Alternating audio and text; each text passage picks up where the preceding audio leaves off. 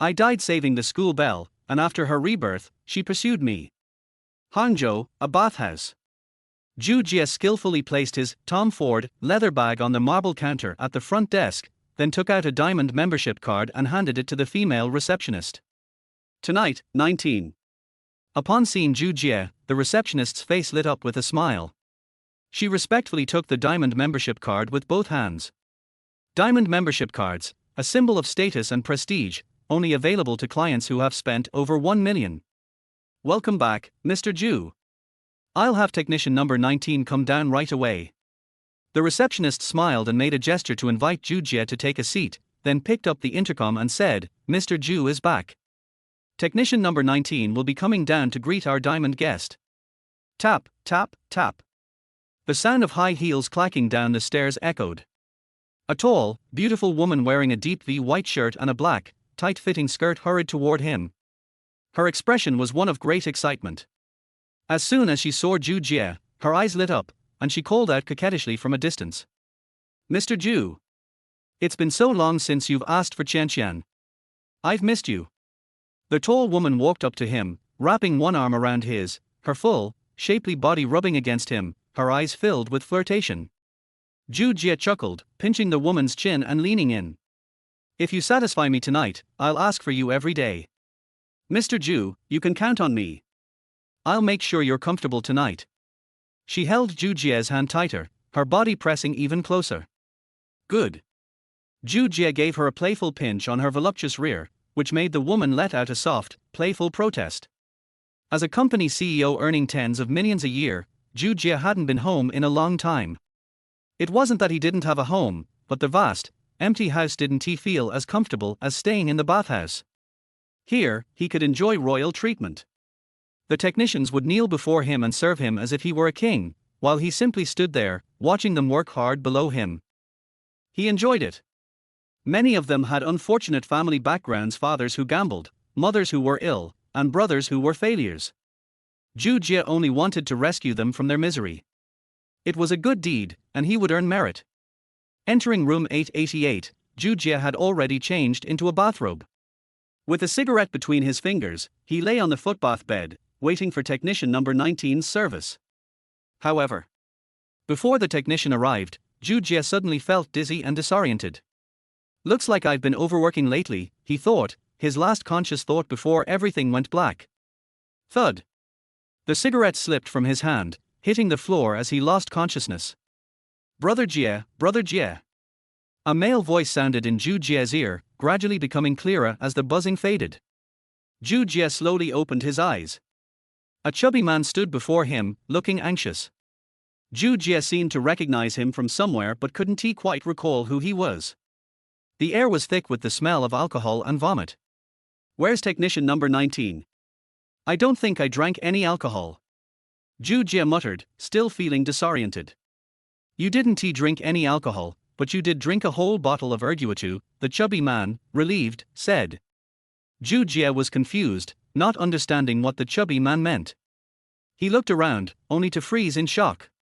The walls were covered with peeling grey paint, and there was a poster of Chen Chuxing on the wall. The phrase, XXX likes XXX, was scrawled nearby. It felt oddly familiar. The air smelled of fried potatoes. This definitely didn't look like a bathhouse. Suddenly, a beautiful figure in the doorway caught his eye. It was a stunningly beautiful girl. With fair skin, a delicate oval face, slender willow-like eyebrows, long lashes, and big, captivating eyes, she was absolutely mesmerizing. Her pointed nose and pink lips made Zhou Jie feel an irresistible urge to kiss her. Her pale neck and visible collarbone added to her allure. This girl wasn't just any beauty, she was the school belle from his high school days. What was her name again? Lin something. It had been over a decade, and Zhou Jie couldn't recall. Beside the school belle stood a guy who Zhou Jie couldn't help but feel looked a bit punchable. Zhou Jie, you're only embarrassing yourself. Do you really think drinking will make Lin Xiaoxia like you? Just look at yourself now, you're like a pile of mud. If it weren't for Wang Fati begging us to come, we wouldn't even bother with you. The guy next to him was speaking with disdain as he looked at Zhou Jie, who was still lying on the chair. Wang Fati? Wang Xiaobao? Wasn't he supposed to be in Syria fighting a war? Damn, these memories are coming back to me. Zhou Jie suddenly felt a sharp pain in his head as forgotten memories started to resurface. It hit him this was before the 2007 college entrance exams, just a few days before the third mock exam. He had confessed his feelings to the school Belle, Lin Xiaoxia, during a school assembly, in front of the whole school. After being rejected, he couldn't handle it and got drunk at a nearby fried potato shop. Looking back now, Zhou Jie didn't even know what he was thinking. How did he dare confess to her in front of everyone? It was brave, yes, but it was completely brainless. It was like standing in front of the whole school and pulling down your pants to poop. Ridiculous. Like most people, Zhou Jie was a typical high school student, decent grades but shy around girls. But he was also a boy with a special characteristic. He would blush around girls but could talk confidently with familiar male friends, discussing everything from astronomy to school bells, with no embarrassment at all. The guy who had been insulting him was none other than Yi Chen, the class monitor. Although he shared a name with a novel protagonist, Yi Chen wasn't anything special. Yi Chen's father ran a CNC machine tool business, and his family had some money. Every Friday afternoon, Yi Chen's dad would pick him up in a bic worth over 200,000. Yi Chen would always wait by the door, hoping to invite the school Belle, Lin Xiaoxia, to ride with him. But every time, she turned him down. Whenever someone joked about riding in his car, Yi Chen would scoff and say, "You guys aren't worthy of my family's bic." It was a huge humiliation for his classmates. Later, Zhou Jie heard that with his father's help, Yi Chen had found a stable job, but then he got involved in another stable job. He ended up in prison. In the past, Zhou Jie might have been intimidated by him. Yi Chen had better grades, was the class monitor, and came from a wealthy family. But now, Yi Chen was nothing in Zhou Jie's eyes. Zhou Jie stood up from the chair, rubbed his forehead to clear his thoughts, then looked down at Yi Chen with a mocking smile. "You, a little lapdog, have no right to criticize me. At least I had the courage to confess. And you?" Zhou Jie jabbed a finger into Yi Chen's chest. "Who the hell do you think you are?" Yi Chen was about to retort, but, seeing Lin Xiaoxia standing next to him, he swallowed the curse word to maintain his gentlemanly image in front of her. In the end, he only raised his voice slightly, asking, "What do you mean?" Zhou Jie was amused by Yi Chen's reaction. Lapdogs had no backbone when facing their goddess. "What do I mean?" Zhou Jie didn't answer directly. He simply smiled faintly, then turned to Lin Xiaoxia. Without warning, Zhou Jie leaned forward and kissed her soft lips. Then, he opened the door and strode out of the fried potato shop. The summer breeze blew through the door, ruffling Lin Xiaoxia's hair, her expression frozen in shock from the kiss. Yi Chen stood beside her with an expression as if he had eaten something foul. The first to react was Wang Fati, who shouted, "What the hell?" and ran after Zhou Jie. Damn it! Zhou Jie just stole the school Belle's first kiss. Chapter 2, Meeting an Old Friend Again. I am now weathered by time. Dongcheng First Senior High School. The gleaming, golden stainless steel letters of the school's name shone brightly in the last rays of the setting sun. Tonight, there was a power outage at school, so students didn't have to attend evening self-study sessions, much to their delight. Those leaving the school gates wore expressions of ease and joy. Their steps were light and carefree, walking in groups of 3 or 5. Some discussed their homework, while others gossiped about fun campus stories. They were youthful and full of vitality. Students of this era didn't carry such heavy burdens. Once the day's studies were over, they had plenty of time to do what they wanted to do. This was a far cry from future generations, where students had endless assignments, unceasing tutoring sessions, and parents who accompanied them for supervision. Zhou Jie stood in front of a supermarket, gazing at the reflection of his youthful face in the glass. It seemed surreal, yet the person in the reflection felt strikingly real. It was as if he had truly been reborn, the sensation too real to be mistaken. But he hadn't planned on being reborn. He was already the CEO of a company, earning millions a year, enjoying the luxurious life of a nightclub owner, feasting on seafood and abalone. Why would he need to be reborn and endure hardship again? What kind of nonsense was this? Sighing in frustration, Zhou Jie felt the urge for a cigarette. He spent a yuan on a loose, Jiaozi cigarette and decided to step out onto the street to light it up and unwind. Just as he was pulling a lighter from his bag, he noticed a noodle shop nearby. Zhou Jie slapped his thigh excitedly. Since I'm reborn, that means my parents are still alive. At the thought of this, Zhou Jie quickly stood up and hurried towards the nearby bus stop. Sitting on a bench at the bus stop, Zhou Jie took out his lighter and lit the cigarette he had just bought. With a cheap 3-cent lighter and a 1 yuan jiaozi cigarette, the smoke was a bit harsh on his throat, but Zhou Jie enjoyed every puff. Why? Because in 2007, his parents were still alive. He inhaled deeply, and the blue and white smoke dispersed in the air, filling it with a nostalgic smell. It seemed to slowly pull him back into this era. Jie, smoking is bad for your health. Wang Pangzi, who didn't he know when he had arrived, stood at the bus stop.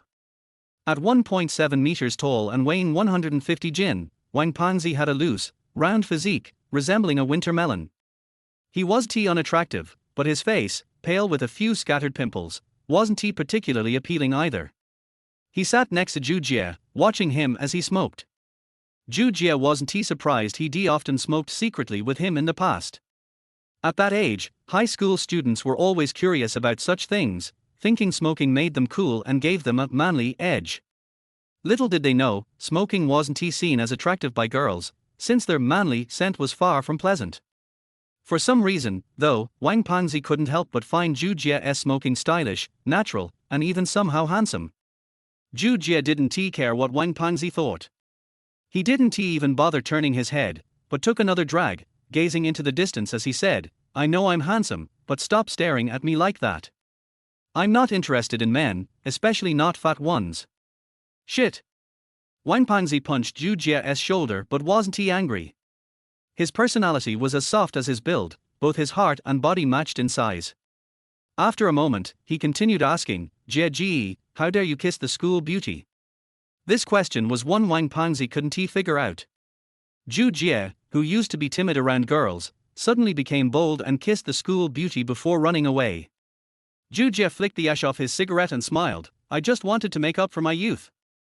He had always dreamed of kissing Lin Xiaoxue's lips but never had the courage before. Now that he was reborn, what was stopping him? No cameras around. Wang Pangzi didn't quite understand what Zhou Jie meant, so he leaned closer and said, Jie, tell me what it feels like to kiss the school beauty.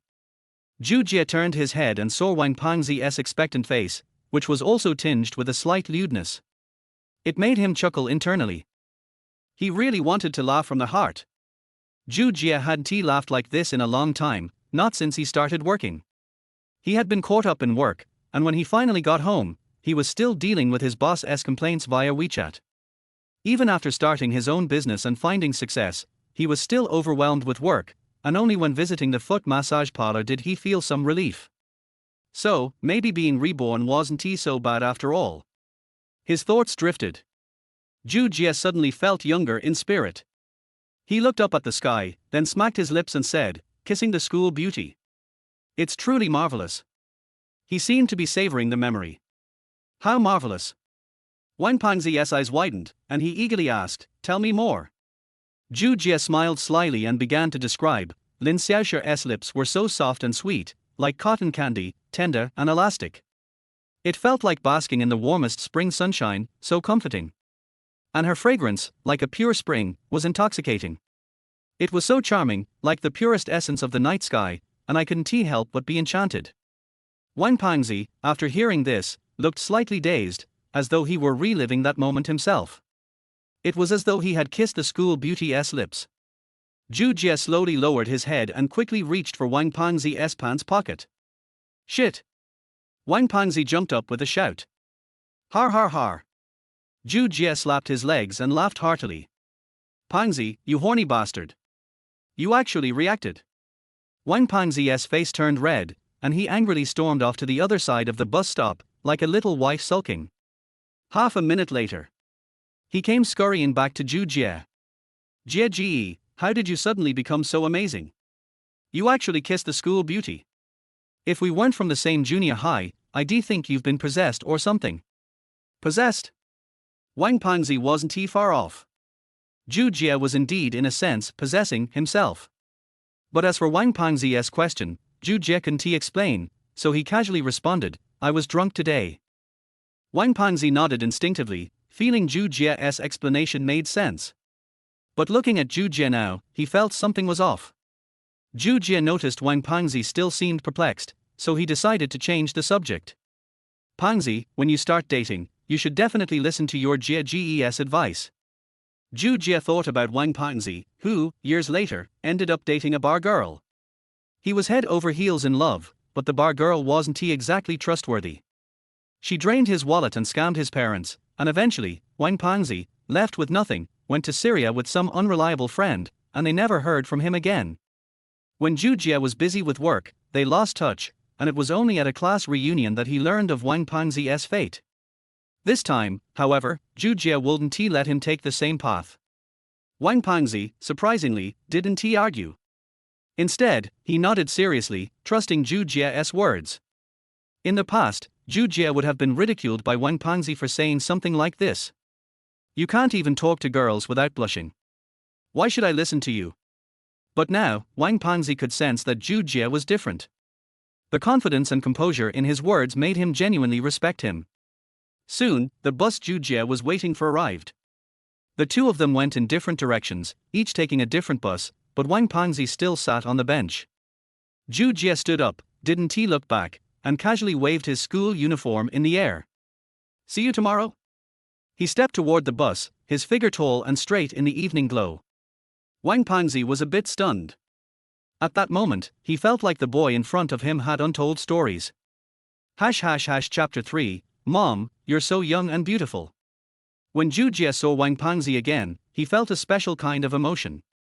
It was like a dog that had been lost for a long time suddenly returning to its owner, except with the feeling of it's been so long, but it feels like the first time, familiar yet fresh.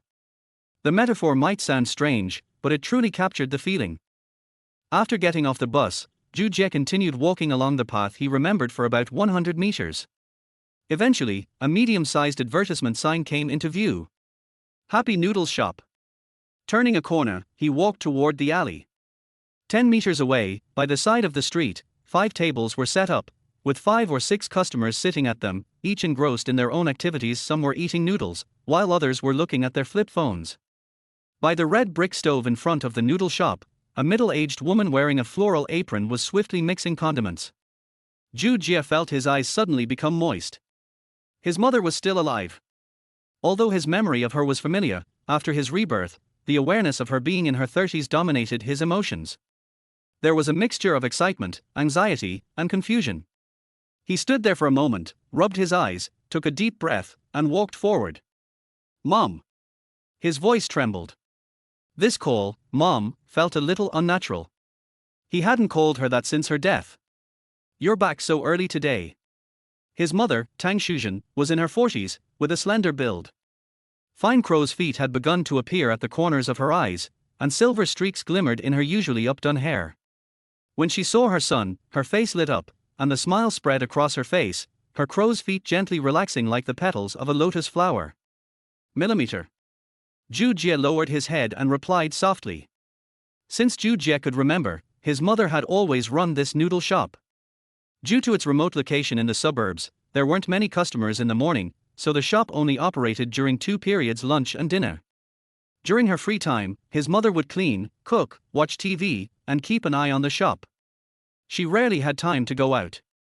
Seeing Zhou Jie standing at the door without moving, Tang Shuzhen was a bit puzzled. Did something happen at school? Though not well educated, Tang Shuzhen was emotionally intelligent and knew how to care for her child's feelings. She knew when to say what and how to approach her child in a way that made him feel understood. Although she sensed something was off with her son, now wasn't he the right time to ask. She gently took his hand and pulled him inside. You must be hungry, right? The rice is ready, and the vegetables are in the steamer. Tang Shuzhen was very pleased with her son. He was handsome, about 5 feet 9 inches tall with a medium build, good at his studies, obedient, and gentle. Apart from being a bit introverted and not liking to talk, he was essentially flawless. He was the type of child that other people often referred to as someone else's child. Zhou Jie snapped back from his daze, trying his best to appear more natural. Mom. This time, the word mom came out more smoothly. He rubbed his stomach and looked at the noodles in the pot. I want to eat the noodles you made. Tang Shuzhen raised an eyebrow. Her son was being so polite today. Had something really happened? Just yesterday, he was saying he was tired of eating noodles, so why the sudden change? She placed her hand on his forehead. Are you feeling okay? Mom, I just really miss your noodles. Zhou Jie didn't move her hand away and let her continue stroking his forehead. Silly child. Tang Shuzhen smiled, grabbed some noodles from a nearby bag, and added them to the pot. Go sit down for a bit, it'll be ready soon. In no time, a bowl of beef noodles was placed in front of Zhou Jie. The familiar color, the familiar smell, and the beef was always just the right amount. Zhou Jie picked up his chopsticks and began eating hungrily. This bowl of noodles was the best thing he had ever tasted, better than any delicacy he'd ever had. For some reason, his nose suddenly felt a little sore. The familiar noodle shop, the busy mother, the taste of the noodles, it all felt like the immense gravitational pull of a black hole in the universe, trying to pull the 2024 Zhou Jie back into 2007. Unconsciously, the unease he had felt since his rebirth was slowly eased. As he ate, there was a moment when it felt like he had truly returned to his 17-year-old body. Eat slowly, no one's going to snatch it from you. Tang Shuzhen teased, seeing how quickly he was eating. Although she scolded him, her smile was gentle. Mom, your noodles are really delicious. Zhou Jie said between mouthfuls, even drinking the red oil soup until it was all gone. Seeing this, Tang Shuzhen realized her son was probably really hungry, and her worries eased a little. After finishing, Zhou Jie placed the bowl on the table, burped, looked around but didn't see his father, and asked, Mom, where's Dad? Your dad is working the night shift today, he'll be back later. Tang Shuzhen said as she began cleaning up the table. Old Zhu Guoping, worked for the railway maintenance department. His main job was to ensure the safety of railway tracks. His working hours were irregular, depending on the train schedule. Sometimes he worked the morning shift, sometimes the night shift. If it rained heavily, he would have to patrol, even at midnight, to check if rocks or debris had been washed onto the tracks. After hearing about his father's whereabouts, Zhou Jie wasn't sure what to do next, so he walked over to the sink, grabbed a nearby rag, and started washing the dishes. Tang Shuzhen saw her son's actions, a bit surprised but didn't stop him. Her son seemed more thoughtful today than usual. The shop was empty of customers, and after wiping down the table, Tang Shuzhen joined Zhou Jie at the sink, squatting beside him to wash the dishes. How was school today? This was Tang Shuzhen's first question, her tone warm and gentle. Same as usual. Zhou Jie knew his mom was trying to have a heart-to-heart with him. It was only later that he realized that whenever his mother wanted to talk to him, she would always approach him subtly, giving him encouragement, never directly prying into his private matters. Thinking back to the question she had asked when he came home, he continued, the school had a power outage today, so there was no evening study session. I came back early. Zhu Jie and Wang Pangzi were both day students, so they would go home every day. Feeling more pressure lately? Not really, with the college entrance exams coming up, I've been doing practice papers every day. Still the same thing, don't put too much pressure on yourself. That won't be good. If anything is bothering you, you should always talk to me. Mom, I know. Seeing his mother's smile, Zhu Jie couldn't help but smile too. It made him realize that he had never truly appreciated how wonderful it was to do housework with his mom. Tang Shuzhen noticed the smile on Zhu Jie's face, feeling relieved. Mom, you're so young and beautiful. Zhu Jie suddenly stopped washing and said. Huh. Tang Shuzhen didn't react right away, but after a moment, she chuckled and said, You little rascal, where did you learn that?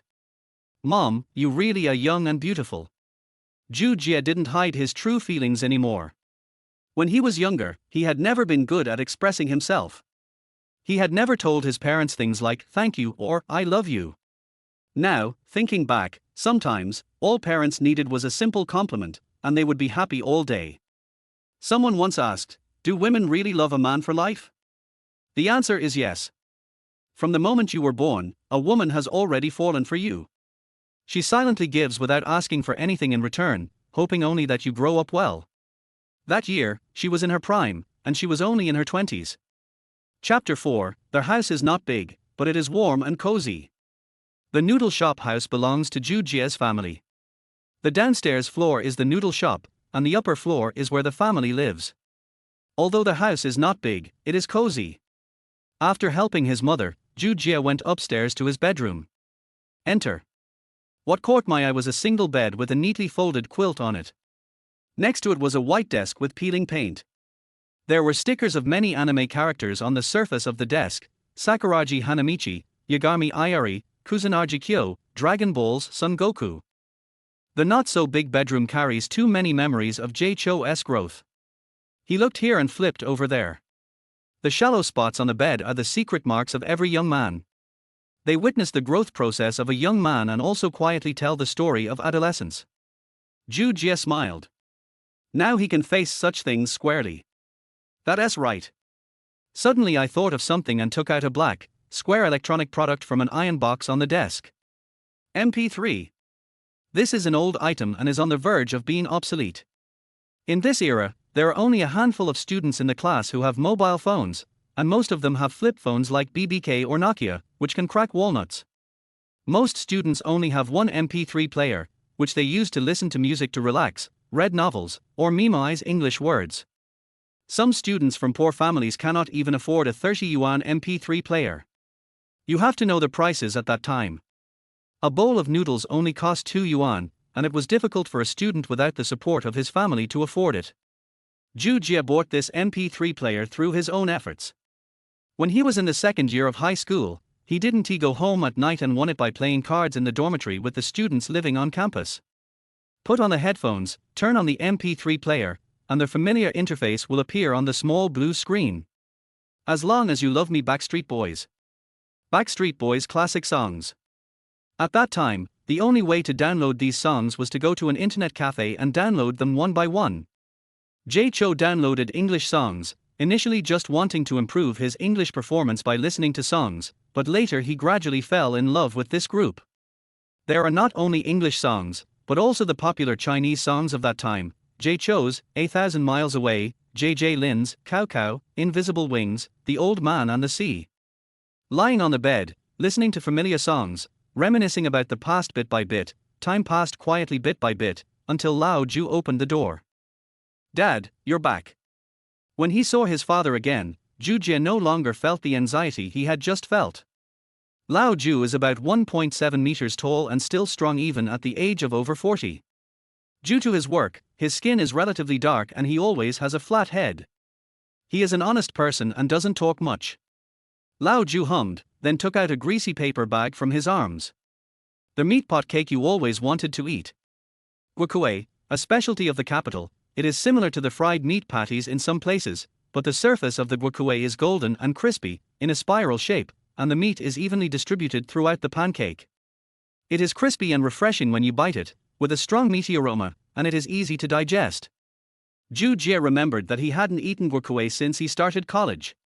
Later, due to some reasons, he moved and never had the chance to come back. "Thank you, Dad."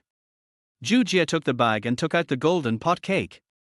He could smell the aroma of pork mixed with chopped green onions before he even ate it. Zhou Jie took a big bite and the dough on the surface fell to the ground. The pork mixed with chopped green onions inside was steaming. "Dad, it smells so good." Zhou Jie said vaguely, intending to break it in half for Lao Ju to taste, but was stopped by Lao Ju. "I've already eaten." Lao Ju smiled, revealing his white teeth. Zhou Jie seemed to remember something, so he said, "Then I'll let my mother try it." Just as I was about to go downstairs, I was stopped by Lao Ju's words. "Your mother already gave it to her." Zhou Jie then remembered that although his father didn't talk much, he was very careful in doing things. Looking back on when I started my own business in later life, my father was always silently caring for me from behind. When I have back pain after sitting in front of the computer for a long time, I will see a box of back pain patches on my bedside the next day. When I am too busy to eat, I can always see my father at the door of the company. There were countless such incidents. Later, because I was too busy with work, I didn't take much care of my father. Every time I went home, I came in a hurry and left in a hurry again. He was still busy with his work until his father passed away. You need to spend more time with your parents in this life. Zhou Jie made a secret decision in his heart. After my father came back, the family sat together and had dinner. After dinner, Zhou Jie suggested that the family go out for a walk to relax, as his parents happen to be free today. He plans to have a good talk with his parents in this way, and also spend more time with his parents and cherish the time the family spends together. Otherwise, when you get to college, you will have less time. When Tang Shuzhen heard Zhou Jie's proposal, she immediately agreed. She hadn't gone out for a walk for a long time, and her son was a little different today, so she planned to talk to her son about her true feelings. Lao Zhu had no objection, as long as Tang Shuzhen agreed. The nights in the capital city in May are cool. The trees along the moat are lush and green, and the leaves sway in the wind, making rustling sounds. Zhou Jie and his family walked side by side on the tree-lined avenue. The wind brings the coolness and moisture of the river water, making people feel a burst of comfort. Zhou Jie, your class teacher suggested that you go to Jiangsu and Zhejiang University of Technology a few days ago. Have you thought about it? Tang Shuzhen suddenly asked. Zhou Jie's performance in English was seriously weak.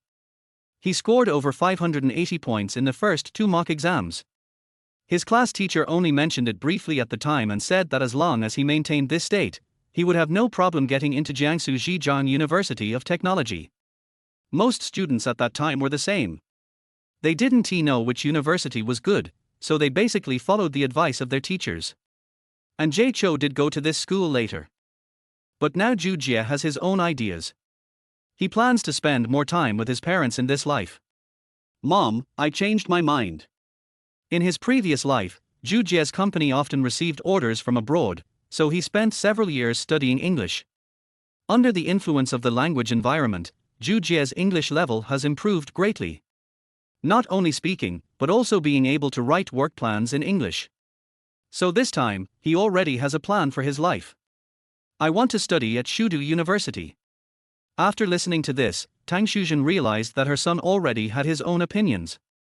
She did not understand these things and would not force her son to change, but her inherent thoughts made her think that what the teacher said was more reliable. So he said, I'm glad you have your own opinions, but sometimes you can listen to the teacher's advice. Zhou Jie knew what his mother was thinking, smiled, then gently hugged his mother's shoulders from behind and said, Mom, you can trust your son from now on. Back home. It was only 10:10 when Zhou Jie finished washing up and he already felt sleepy. Thinking back to when he was working, he often worked overtime until the early morning, and even dreamed about working. The pressure was so great that Zhou Jie gradually suffered from neurasthenia and had trouble sleeping. However, this problem does not exist in this body at all. Without pressure, in a good mood and in good health, Zhou Jie soon fell into a deep sleep. I turned off the lights at night and slept soundly that night. My name is Zhou Jie and I am 17 years old. My life has just begun. Chapter 5, If you surpass the school beauty, she will accept you. The next morning, Jie Chou's biological clock rang exactly at 6 o'clock. He has made it a habit to get up at 7:30 in the morning for morning self-study. After work, Zhou Jie also gets up at about this time. He sometimes wonders if he got up so early when he was studying in order to adapt to the pace of work in the future. There was still a hint of tranquility in the room, but the world outside the window was gradually waking up. After Zhou Jie got up and washed up, he picked up a 5 yuan bill on the table and went out. Having 5 yuan of pocket money every day was considered pretty good at that time. A meat bun for breakfast was only 50 cents, and for steamed dumplings were 1 yuan. If you wanted to eat something bigger, a bowl of noodles and a bun would be enough. At that time, a bowl of noodles was quite large, enough to fill a growing high school student. Zhou Jie took the bus to the Mianzhou rice noodle shop outside the school, said goodbye to the boss, and found an empty table to sit down. Before I could even sit down, Fatty Wen came running over. Zhou Jie discovered that this guy had specially combed his hair into a 2:8 split today, and his hair was shiny and oily. Not to mention, he looked quite like the high-quality human male of later generations. Brother Jie, good morning. As soon as Fatty Wen sat down, he kept raising his eyebrows at Zhou Jie. Are you going to attend a blind date meeting today? Zhou Jie looked him over and was just short of putting on a suit. You don't understand this. Fatty Wen pointed at his hairstyle and said, Dude, this is called changing your self-image. Not bad, looks pretty greasy. Jie Chou commented truthfully. Oh my god, I styled my hair like Tony Leung Chiu. Why, how come it's greasy? Did you use too much hairspray? As Fatty Wen spoke, he took out a small mirror from his bag and adjusted his new hairstyle. Unlike Zhou Jie, Fatty Wang is the extrovert type who likes to chat in class. Fatty Wang has an advantage, which is his strong execution ability. Once he decides on something, he will do it immediately. Zhou Jie knew that his action of kissing the school beauty yesterday had produced a butterfly effect, and Fatty Wang was the first variable. Soon the rice noodles for both of them were served on the table, still with the familiar taste. Fatty Wang ate while mumbling, "You forcefully kissed Lin Xiaoxia yesterday, what are you going to do today?" "What to do?" Zhu Jie picked up the rice noodles in the bowl with chopsticks and said, "At worst, I can just take a loss and let her kiss me back." "Waji?" Fatty Wang immediately sat up straight and gave Zhu Jie a thumbs up. "Brother, I finally see that you are really awesome."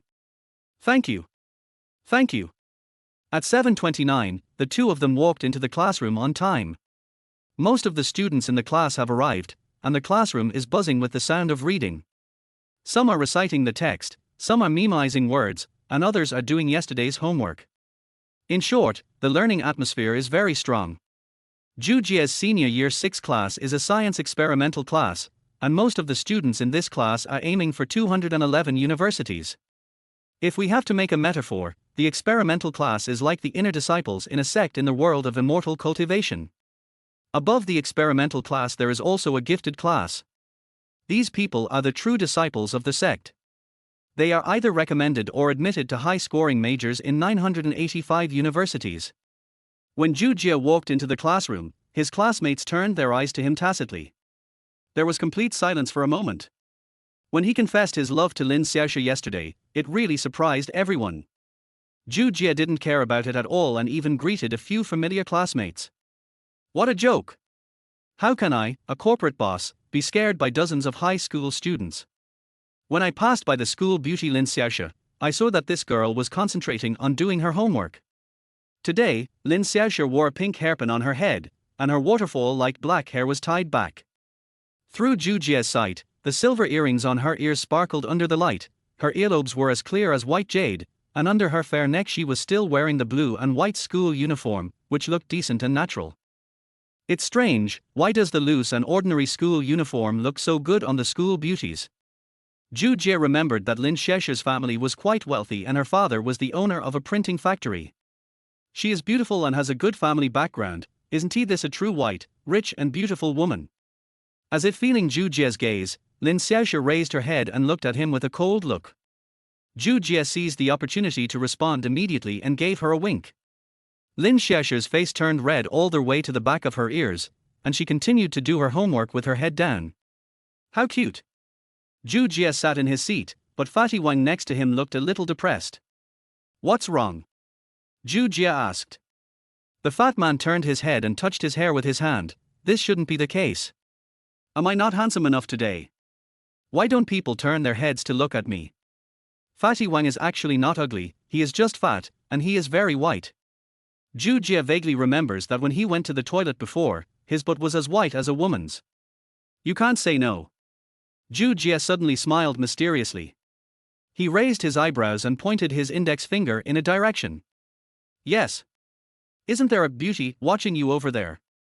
Fuck. That's Yi Chen. Fatty Wang glanced at Zhu Jie and continued, that guy is looking at you. Look at the look in his eyes. He's almost eating you up. Be careful, brother Jie, this guy is just an old pervert. The fat man also patted Zhu Jie on the shoulder earnestly to show his concern. Zhu Jie was not worried at all. All Yi Chen could do was to tell the teacher about it. As for risking one's life for a beauty, this kid doesn't have the courage to do that. He took out the English test paper he had done 2 days ago, and as expected, he could understand all of it. But when he saw the last English composition, Zhu Jie was so embarrassed that he could have deducted a 3-bedroom, 2-living-room apartment. This elementary school student's composition was written by me? Then I took out the papers of other subjects. Just as I had imagined, I could still understand most of the questions on them. It seems that what Fatty Wang said about being possessed by another body is really true. After the morning self-study, Zhu Jie was called to the office by the head teacher as expected. The class teacher, Liu Fengqin, is in her 40s. She always wears a black suit and a pair of thick-heeled leather shoes. She has a serious expression and sharp eyes. Behind her 400-degree glasses, she always gives people a sense of oppression. This is the image she presents to her students. In Liu Fengqin's words, if I don't act serious, you will be furious. In fact, Liu Fengqin is quite easygoing and not conservative in private. Zhou Jie, what happened yesterday? Where did you go this afternoon? I heard that you did something excessive to Lin Xiaoxia. Liu Fengqin's tone was somewhat serious. Zhou Jie felt a little embarrassed as he had to pay for his impulsiveness right after being reborn. As for the fact that Liu Fengqin knew that he was close to Lin Xiaoxia, needless to say, everyone knew that it was that little bastard Yi Chen who told the secret. Seeing his expression, Liu Fengqin thought that she had spoken too harshly and hurt his self-esteem, so she slowed down her tone and said, "You are at the age of just beginning to fall in love, I understand, but you should also be sensible. This is the final sprint before the college entrance examination. You should put your romantic feelings aside and find a way to improve your score. You know Lin Xiaoxia's grades. She always scores above 620 in every exam. If you can improve your grades, even surpass hers, I think she will definitely accept you if you confess to her after graduation." Zhou Jie knew that the head teacher was trying to trick him, and this trick was actually quite effective for high school students at that time. Only with a goal can you have motivation. Zhou Jie sighed with emotion, and then said, "Old classmate, don't worry, I will definitely turn love into motivation and catch up with Lin Xiaoxia." Liu Fengqin was suddenly stunned. Why did she feel that Zhou Jie in front of her was a little strange? And why does this sound a bit weird? However, seeing Zhou Jie's sincere attitude, Liu Fengqin did not think too much about it and just thought that what happened yesterday had a huge impact on the child. Even though he skipped classes yesterday and confessed his feelings in front of all the teachers and students in the school, as the college entrance examination is approaching, in order not to affect the students' mentality, the school only gave Zhou Jie a verbal education. Then the head teacher gave him a few more instructions, saying that the third mock exam would be coming soon, and it would be a province-wide joint exam, so he should study hard. Chapter 6, Reborn to do something I didn't dare to do before. After returning to the classroom, Fatih still asked Zhou Jie if he was okay. Zhou Jie told him about Yi Chen's betrayal.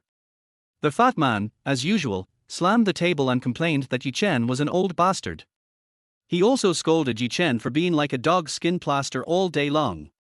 He would definitely be wherever Lin Xiaoxia was. Zhou Jie just smiled. Yi Chen had no effect on his mentality at all. The days approaching the college entrance examination are always boring and tedious. Doing questions, and more fucking doing questions. Finally, the second class is over. Inspiring music sounded in the empty playground. Whenever their athletes' march sounds, students will subconsciously stretch themselves or take out a mirror from the drawer and start fiddling with their hair. Some show-offs would even go to the toilet to get some water to make their hairstyle look more handsome, and then go downstairs with their desk mate or good friends. Boys usually put their hands in their pockets to act cool, or put one hand on their classmate's shoulder.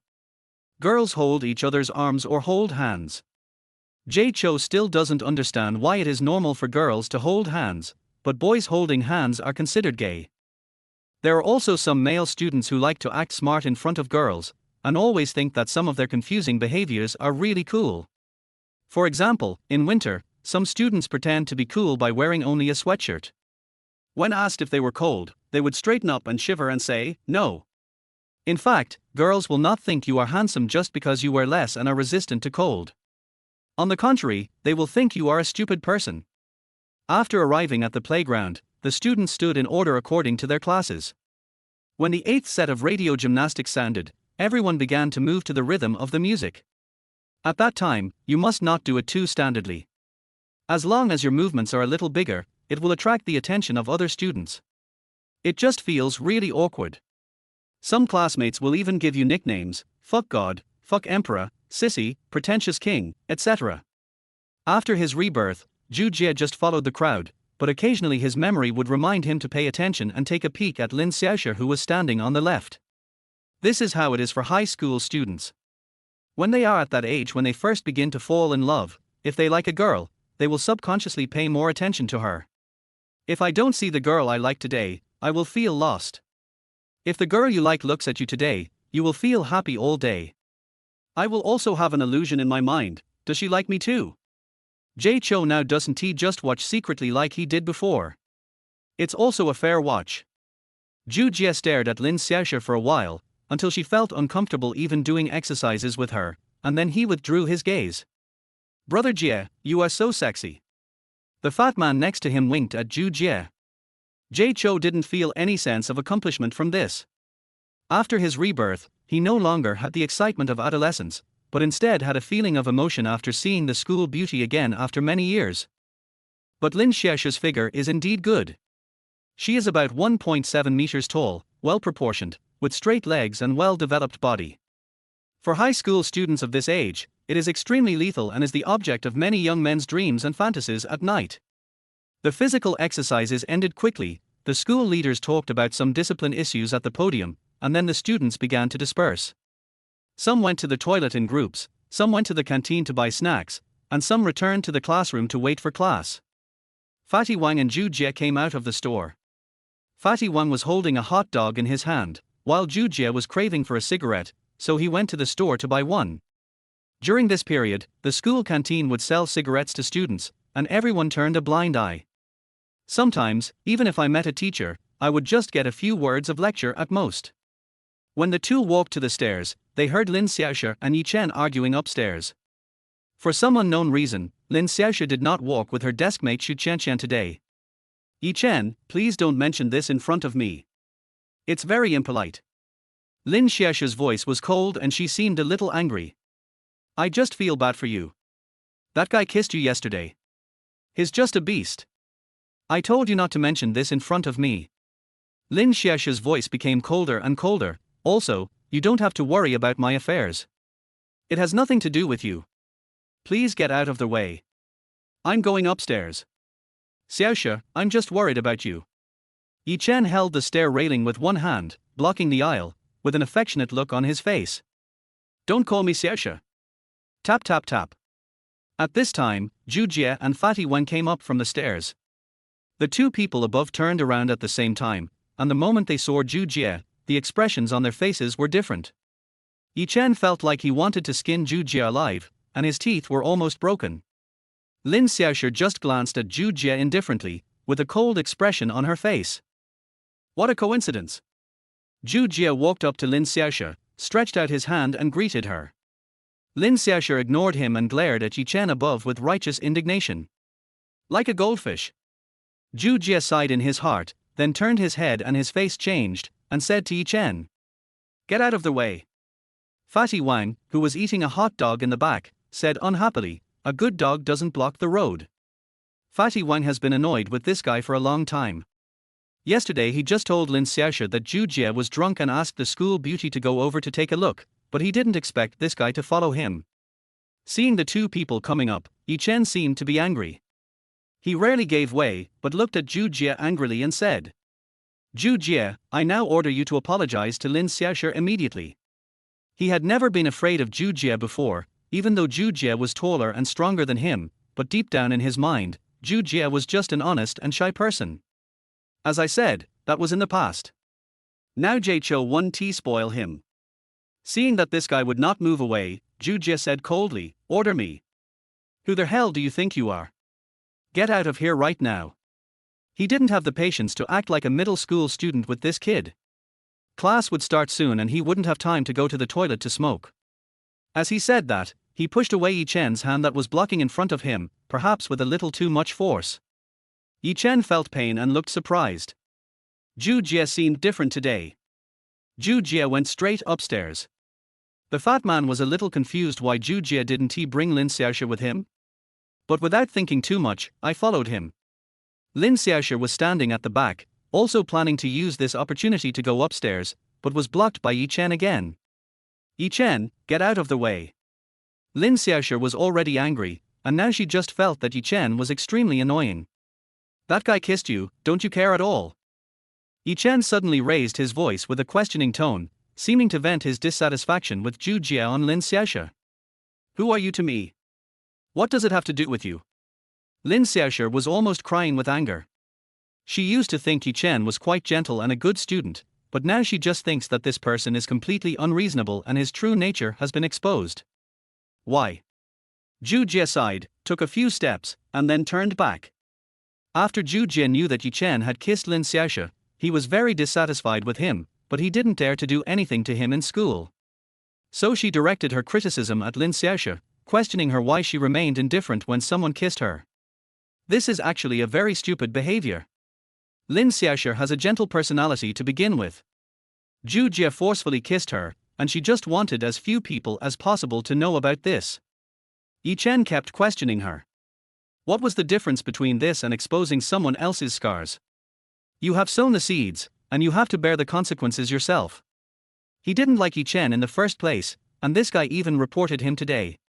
He felt a little uncomfortable with this petty-minded guy. Just heard a loud bang. Zhou Jie grabbed Yi Chen's school uniform, pulled him against the wall, and approached him slowly from above and said, "Why are you so annoying? Others have told you that it has nothing to do with you, but you still stick to it like a dog's skin plaster, totally not caring about other people's feelings." Yi Chen was pulled aside by this sudden force. He was unable to recover for a while. He only felt the pain of his body hitting the wall and his arms were numb. Lin Xiaoxia was also shocked by Zhou Jie's behavior. She didn't expect that Zhou Jie, who had always been honest and shy and would blush when talking to girls, would become so violent today. Cough cough cough. Yi Chen came to his senses and was a little bit unbelieving when he saw Zhou Jie. But he still said unconvincedly, "Kill me if you dare. You are just stronger. You are always the last one in the class." Admittedly, Zhou Jie's grades in the experimental class were only at the bottom, not as good as Yi Chen's.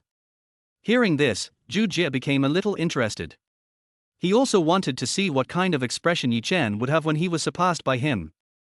After Rebirth, I once again felt the boredom of study life. It's time to have some fun. He let go of Yi Chen and said, "Since you don't seem convinced, I'll give you a chance. Let's take the third mock test this time and see who gets a higher score. If my score is higher than yours, then you should stop harassing Lin Xiaoxia like a dog skin plaster in the future. If my score is lower than yours, then I promise not to take care of your affairs." In fact, such behavior is quite childish, but Jie Chou, who was reborn, quite enjoyed it.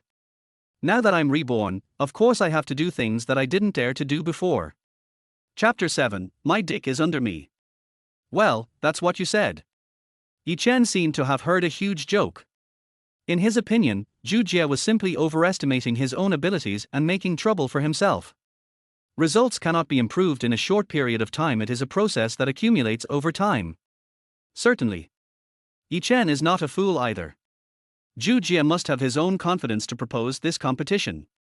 However, Yi Chen, who had studied for more than 10 years, was a little confused and didn't know where Zhou Jie's confidence came from. If you want to surpass yourself in a short time, the only way is to cheat. Thinking of this, Yi Chen seemed to have some clues. So he said again, "This bet seems a little too easy. If you lose, you have to kneel down and kowtow to me 3 times sincerely. What do you think?"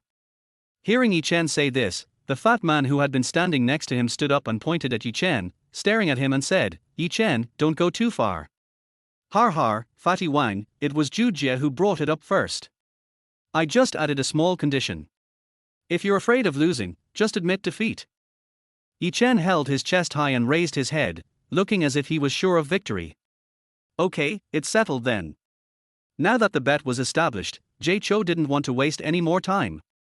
Then go straight upstairs to the bathroom. At this time, Lin Xiaoxia next to him was looking at Zhou Jie's back in shock. She had never expected that Zhou Jie would make such a stupid challenge for her. This is not as simple as drinking water, but a real comparison of personal strength. But when she saw Zhou Jie's confident eyes, she fell into confusion again. It was a look that showed extreme confidence in himself. Deep, it seems that everything is under one's control. In her impression, Jie Chou has always been that shy, introverted and unknown person who is not good at expressing himself. It seems that since yesterday, the Jie Chou in front of me has started to become different. The third class was Chinese. The Chinese teacher was called Wang Deben, who was in his 40s. He was humorous and witty in class. Most importantly, he never stayed late and everyone liked him very much. Lao Wang stood on the podium, spread the book on the table, waved the paper fan in his hand and said, "Everyone, look at the third to last question on the test paper. It is a must-test question. It was not tested in the first 2 years, but it will definitely be tested this year. 15 points are placed here. Take it or not. The relaxing and hypnotic Chinese class ended quickly. Everyone was lazy and many students even fell asleep on their desks. Zhou Jie stretched and moved his limbs. Turning around, he saw Fatty Wang next to him looking at him. Why are you looking at me like that? Don't talk, let me think. The fat man touched his chin, his facial features almost squeezed together, and looked at Zhou Jie with a scrutinizing look, as if he wanted to find something from his face. Zhou Jie saw that he looked a bit wretched, and said unhappily, Shenjin, if you have something to fart, do it now. The fat man changed his posture, holding his chin with his hand, and asked with a puzzled expression, Brother Jie, why have you changed so much in the past 2 days? Confessing your love to the school beauty can change your personality. The difference between Zhou Jie before and after his rebirth is indeed huge. Not only him, but even his classmates have noticed it. However, even if Fatty Wang racked his brains, he could not have imagined that Zhou Jie was reborn. After all, this matter is too unbelievable. Although Fatty Wang asked, Zhou Jie didn't intend to give him too much explanation, so he said, Fatty, you have sensitive skin, right? I just didn't like to express it before. What is that? No. The fat man immediately retorted, you've changed too quickly, haven't you? What? Bro, I'm adaptable, right? Okay, I can't argue with you. Fatty Wang shook his head helplessly, then thought of something and continued, so, who got the higher score in the 3 mock tests between you and that bitchy Chen today? What were you thinking? What do you think? Zhou Jie turned his head and asked. Let's play. Play. The fat man sat up straight and glared at Zhou Jie, don't you know that you have to kowtow to that bitch if you lose? You knew I would lose. Zhou Jie asked back. No, you don't know your own grades, right? In which exam did Yi Chen not score higher than you? All right. Zhou Jie didn't want to dwell on this question, so he said, don't worry, he will lose this time. The fat man moved his mouth, wanting to say something, and then just sighed. Stubborn. Zhou Jie didn't bother to pay attention to him. He took out a test paper and started looking at the questions on it. I can't see through you anymore. After a few minutes the fat man spoke again. He thought yesterday that Zhou Jie was drunk and that was why he suddenly became bolder. But from his observations this morning, he found that Zhou Jie's personality was completely different from before, as if he had become a different person. Zhou Jie thought to himself, now that I can be seen through by you, a high school student, what is the point of my rebirth? Seeing Fatty Wang's puzzled expression, I knew that this guy was going to get to the bottom of things today. I made up a random excuse and said, actually, I haven't changed. Zhou Jie put down the test paper and looked serious. I didn't show myself before because I didn't think it was necessary, but now that I'm about to graduate, I think it's time to show my true strength. When Fatty Wang heard Zhou Jie's words, he subconsciously widened his eyes, and the confusion in his eyes turned into surprise. After half a minute, he said, You mean, you were pretending before? Fatty Wang looked like he had heard a shocking secret, and his mouth could fit an 8-centimeter thick sausage. Wow, I just realized it now. The fat man suddenly stood up. You, Zhou Jie, are the real old pervert.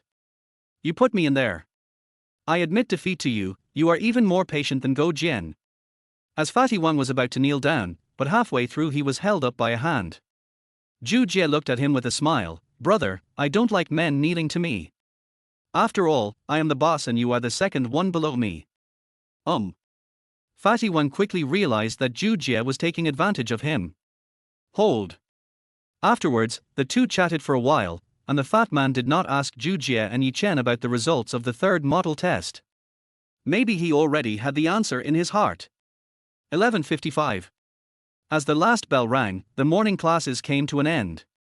When they heard the bell for the end of get out of class, most of the students rushed to the cafeteria like zombies in the apocalypse. A small number of students either rested in the classroom or teamed up with classmates to eat outside the school. At that time, the food in most canteens was rather unpalatable, and many of the hygiene conditions did not meet the standards. However, as a key high school in the city, Jiqing No. 1 Middle School has always done very well in this regard. Not only does the food in the cafeteria taste good, but even the teachers in the school eat in the cafeteria. This was rare in that era and even in later generations. Very rare. The school's daily standard is 2 meat dishes, one vegetable dish and one soup, and a meal costs $2.50. Zhou Jie once saw the canteen owner looking for wild vegetables in the mud behind the playground. I guess that's how their vegetables for the soup came from. In order to take into account the diversity of students' family conditions, the cafeteria also has a window for serving stir-fried dishes. Some students who want to eat something richer can go to the small window to eat freshly cooked dishes. Jay Cho and Fatty both eat from a big pot in the cafeteria at noon. There were a lot of students going to the cafeteria to get food, and it was very noisy. The two of them waited in line for a long time before they found a seat in a corner to sit down and eat. Stephen Chow's The New Fist of Fury was playing on the TV in the middle of the cafeteria, and the students watched it with relish while eating. When seeing the funny parts, some students laughed so hard that they kept clapping their hands on the table, and some even laughed so hard that they spat out rice, which sprayed onto the faces of the students opposite them, who were stunned for a moment. The students around them burst into laughter again. The years blow through their wind of May, the cicadas outside are chirping incessantly, the trees are lush with branches and leaves, and this class's high school life will come to a perfect end in this hot summer. It is both an end and a beginning. Chapter 8 takes you to the secret base. After lunch, there is a 2-hour break. Zhou Jie suggested going out for a walk, and Fatty was able to accept this arrangement. In the past, after lunch, Zhou Jie would go straight back to the classroom, either to take a nap or to review his homework. Rarely go out to socialize. When Zhou Jie thinks about that time now, he really wants to slap himself twice. Why should we only bury ourselves in studying during our youthful and beautiful high school life? Of course, you have to combine work and rest. Being in a tense study state for a long time is actually not a good thing. It is not only inefficient but also affects one's mentality. When Zhou Jie was in high school, although he worked very hard, his efficiency was not very high. On the contrary, some of his classmates who went out to play from time to time had better grades than him. For example, Fatty Wang. Don't be fooled by the fact that he is as fat as a winter melon and calls Zhou Jie brother, he is actually a smart guy. His total score in every exam is above 600 points, and the most important thing is that this guy has always been nonchalant about studying. When it's time to play, play when it's time to study. In Jay Cho's impression, he doesn't seem to be that hardworking. Later, Jay Cho realized that hard work is really nothing compared to talent. The two walked out of the school gate. The fat guy seemed to be in a particularly good mood today. He was all smiles and talked a lot along their way. Brother, I'll take you to see the secret base today. Fatty Wang put one hand on Zhou Jie's back. Due to his height, he could only keep his hand hanging like this, which looked a bit strenuous, but it did not affect his happy mood at all. Fatty had told him about this secret base more than once before. At that time, Zhou Jie was devoted to reading books of sages. Fatty called him many times, but he never went. Now that he is reborn, Jay Cho wants to take a look at an industry that only exists in this special era. Okay, I'll hang out with you today. Seeing that Zhou Jie agreed, the fat man became obviously more excited. After taking Zhou Jie across a street, they walked into a small alley, then continued walking forward for a few dozen meters, turned a corner and arrived at the door of a resident's house. The door was ajar. The fat man squatted down and took out a thin wooden stick from the crack, then reached into the crack and gently lifted it up. With a clang, a wooden stick fell to the ground behind the door. After pushing the door open and the two of them went in, the fat man closed the door again, then put the wooden stick on the ground back behind the door frame, and walked in with Zhou Jie. Behind the door is a yard of more than 10 square meters. At an iron gate inside the yard, two boys who look like students are smoking. When the fat man saw the two of them, he greeted them enthusiastically. Old Yao, are there any machines available today? Quite a few people have already arrived. There are still a few left. One of the boys with long hair pointed inside and said, "Thank you." The fat man took Zhou Jie to open the iron door at the back. In a relatively clean room, there were more than a dozen desktop computers with milky white shells and complicated network cables behind them. Those sitting in front of the computers are students from nearby schools and some idle people in society. At this time, the room was filled with the sound of keyboards and shouting. Snap! Snap! Snap! People playing Audition look very focused, and when they reach the last node, they press the space bar on the keyboard with all their strength. Whenever he sees such players, the black internet cafe owner feels heartbroken. Li Erlingzi, hit it a little more gently. Do you really think the space bar is your wife? Why are you hitting it with all your might? After hearing the boss's scolding, these players will temporarily restrain themselves. But in less than a minute, they started to move on with all their might again. Before Dungeon Fighter came out, games like Crossfire, Fantasy Westward Journey, Demigods and Semi-Devils, and Zhou Jie were all very popular. This is also the era when illegal internet cafes are prevalent. In the urban village near the school, a self-built house, a dozen old computers, and intricate electrical wires can form a black internet cafe. At that time, the owners of illegal internet cafes all used telephone lines to dial up to the internet. The disadvantage was that the internet speed was slow and there were lags. It often took a minute or even several minutes to load a map.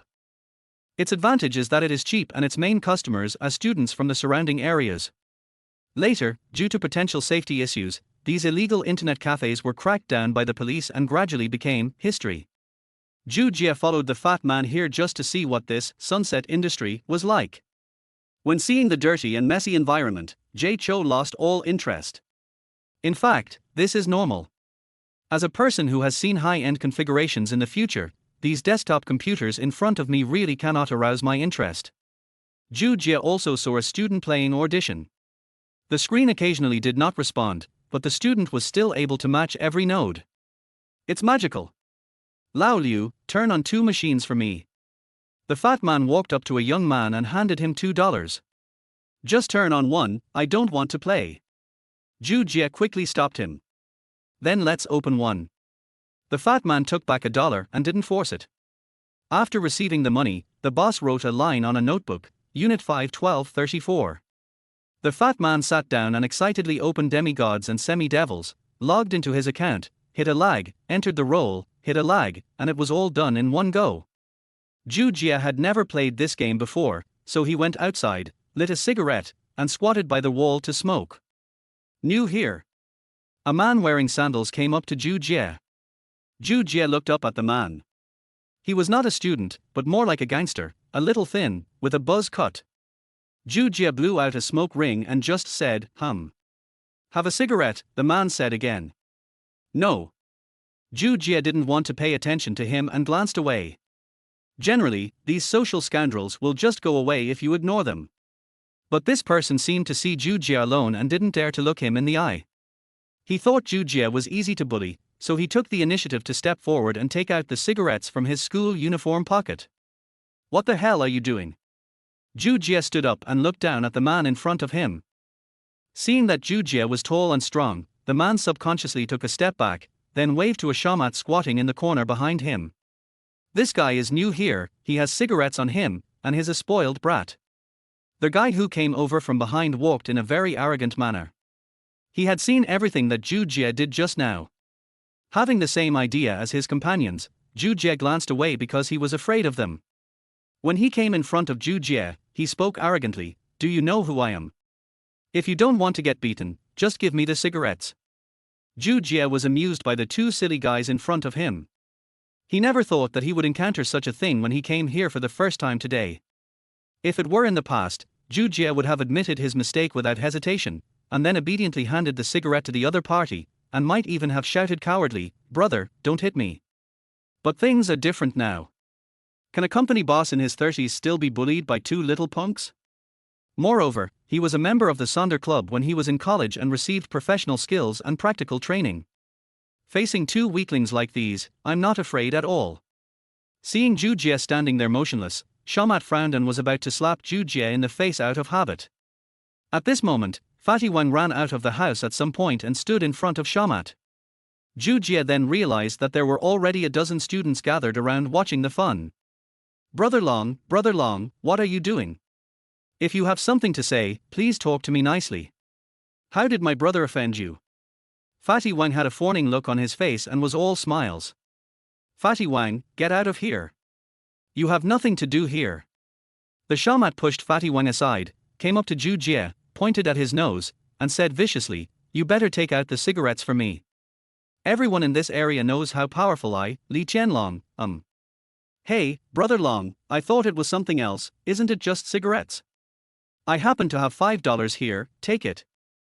As he spoke, Fatty Wang stepped forward, took out a 5 yuan bill from his trouser pocket and was about to hand it to Li Qianlong sitting opposite him. Li Qianlong was of course happy to see the money, and a smile that said, "You are thank you boy," appeared on his face. He reached out to take the 5 yuan note. Bang! A strong hand snatched the 5 yuan note back, and Zhou Jie grabbed Fatty Wang's school uniform and pulled him back to his side. "Fatty, stand behind me." After handing $5 to Fatty Wang, Zhou Jie moved his wrist and his temperament changed immediately. Fatty Wang was shocked. Zhou Jie was in a different state now than he was this morning. A determined look, without fear, just like a martial arts master in a novel. "You're looking for death." Li Qianlong saw that the $5 he had earned was taken back by Zhou Jie just like that. He felt like he was being played a trick on himself. He had already made up his mind that he must teach this student a lesson today. Kill the chicken to scare the monkey, otherwise how can he survive in this area in the future? Saying. Another slap came over, this time with full force. Zhou Jie took a puff of his cigarette, took a step back lightly, and then quickly grabbed Li Qianlong's arm with his left hand. With a snap, Zhou Jie's right hand slapped Li Qianlong's face at an extremely fast speed, sparks flew, and 5 finger marks appeared on his face in an instant. The guy with a crew cut next to him was a little confused. Why was it his brother who was being beaten? As soon as I turned my head, I saw a big hand appear in front of me. Zhou Jie slapped the man with the crew cut again. Both of them were a little confused by this sudden change. "Get your weapons." Li Qianlong was not stupid and made a decision immediately. "But you've already said it, how could Jie Chou let them succeed?" Just as the two men were about to grab the wooden stick by the wall, they were kicked to the ground by Zhou Jie, and the two men who fell to the ground were slapped twice in the face. "You like smoking, right?" The two of them covered their faces as if they had seen a ghost. Zhou Jie's fighting power was too strong, and the two were completely unable to resist him. This kind of thug usually bullies the weak and fears the strong, but he also did not rule out the possibility of some greenhorns. Zhou Jie waved to the fat man, "Fatty, let's go." The fat man recovered from his shock and ran out the door quickly. Chapter 9. Hey! You're a fucking genius. After returning to the classroom, there were only a few girls in the class lying on the table to rest, while some were doing homework or reading books. The two returned to their seats, and Fatty Wang looked at Zhou Jie in disbelief. Zhou Jie took a sip of the water in the cup, then spit it out and said, "I know you have a lot of questions to ask, but don't ask them yet." Zhou Jie turned around and said with a smile, "I know you are anxious now, but don't be anxious." "Hold!" Fatty Wang shouted loudly, waking up several female classmates who were sleeping. "Wang Xiaobao, are you going to die? You're disturbing my nap. If you scream again, I'll castrate you." "I'm sorry. I'm sorry." The fat guy apologized repeatedly, saying that he had actually offended several tigresses in the class. After calming down his depressed mood, he said, "Do you know that you've caused trouble? Li Qianlong and the guy with the buzz cut are just hooligans from the neighborhood.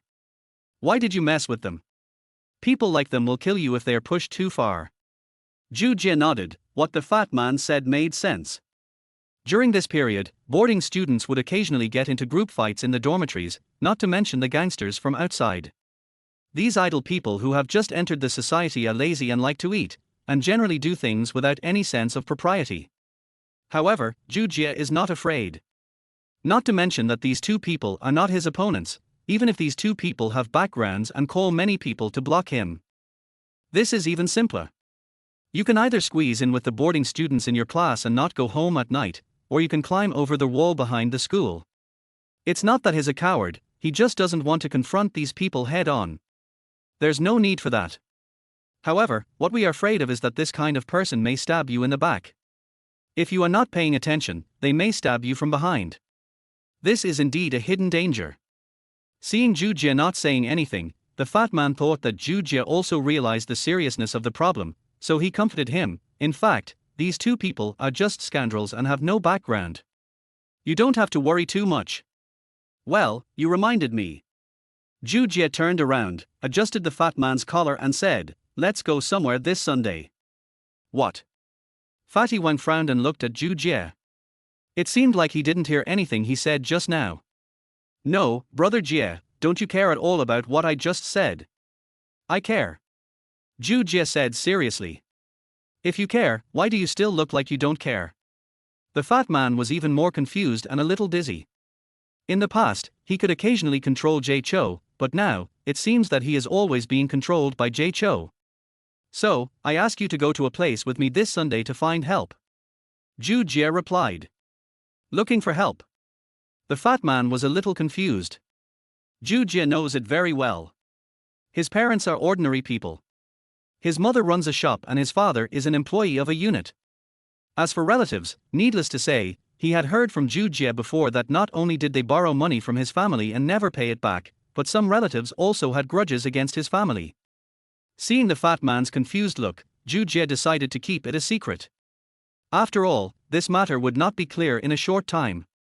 Zhou Jie patted his shoulder and said, "Anyway, you just need to know that I have a solution, and speaking of which, these two people came to block me at the school gate alone, but I am not afraid of them. Even if they call a lot of helpers now, I have a plan to deal with them." Real? Of course. Zhou Jie said with certainty. The fat guy was very curious. He had known his deskmate since junior high school, and he really wanted to know what method Zhou Jie would use. Seeing the fat man's confusion, Zhou Jie explained, "The ancients once taught us that when facing an enemy stronger than you should never be afraid." The fat man nodded subconsciously to show his affirmation, and then said, "So, what is your method?" "Run." "What?" The fat man was stunned for a moment, then suddenly reacted and shouted loudly, "Fuck. Fatty Wang, keep your voice down. Where did I put my scissors? Sisters, I was wrong." The fat man clasped his hands together and kept apologizing. After comforting the female classmates around him, the fat guy gave Zhou Jie a look to express his dissatisfaction. But after thinking about it carefully, I found that what Zhou Jie said seemed to be correct. Silence for a minute. The fat man suddenly turned his head and said solemnly, "Brother Jie, tell me honestly, how many hidden skills do you have? Brother, why do I feel more and more that you are like a master coming down the mountain?" Even Fatty, an amateur, knew that the moves Zhou Jie used today were ones he had practiced. So he became more and more curious about how many secrets Jay Cho still had. Zhou Jie knew what Fatty was thinking. Fatty had suddenly become so outstanding that his brother began to feel a little uncomfortable. "We had agreed to be mediocre together and be weaklings. Now that you've become stronger, what should I do?" But Zhou Jie couldn't explain it to Fatty. How to explain it? He said that he had practiced Sonder in a college club in his previous life, but the Mengpo soup was diluted with water and he didn't forget it. I could only perfunctorily answer, "Actually, I just practiced a little bit according to a Sonder book when I got home." After saying this, Jay Cho immediately felt something was wrong, as if it would be more credible to say that Mengpo soup was mixed with water. As expected. The fat man narrowed his eyes into a line and looked at Zhou Jie with a sidelong glance. Just practicing casually? He didn't believe Zhou Jie's words at all. "My buddy has been very talented in martial arts since he was young." Zhou Jie continued to talk nonsense. "Cut." The fat man snorted coldly and curled his lips and said, "Then you are really a genius. The first class in the afternoon is mathematics class taught by our homeroom teacher Liu Fengqin." Before class, Liu Fengqin put the book on the table with a bang. The students below sat up straight, knowing that the teacher was going to talk about something important. Two things.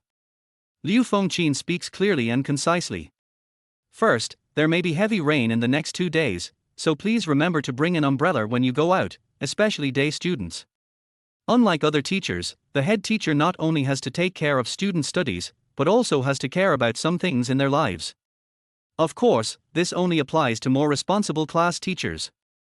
Although Liu Fengqin has always been serious in the eyes of her classmates, she is indeed a very responsible class teacher. The second thing. Liu Fengqin cleared her throat and said, "The third mock exam will be held on Friday and Saturday this week. This exam is different from the previous 2 exams. This time it is a province-wide joint exam. It is also the exam closest to the college entrance examination, so it is very important. So I hope everyone can take it seriously and give it their all. There are 3 mock exams before the college entrance examination. Generally speaking, the average scores of these 3 exams are basically not much different from the college entrance examination scores. However, there is an old tradition in Jucheng No. 1 Middle School that the third unified examination can best reflect a candidate's true performance. because the closer the college entrance examination is, the greater the psychological pressure on the candidates. In such an environment, it is the best test of a candidate's psychological quality. Every year there are students who fail the college entrance examination. Their scores remain stable in mock exams, but when it comes to the college entrance examination, many students collapse under the intense pressure.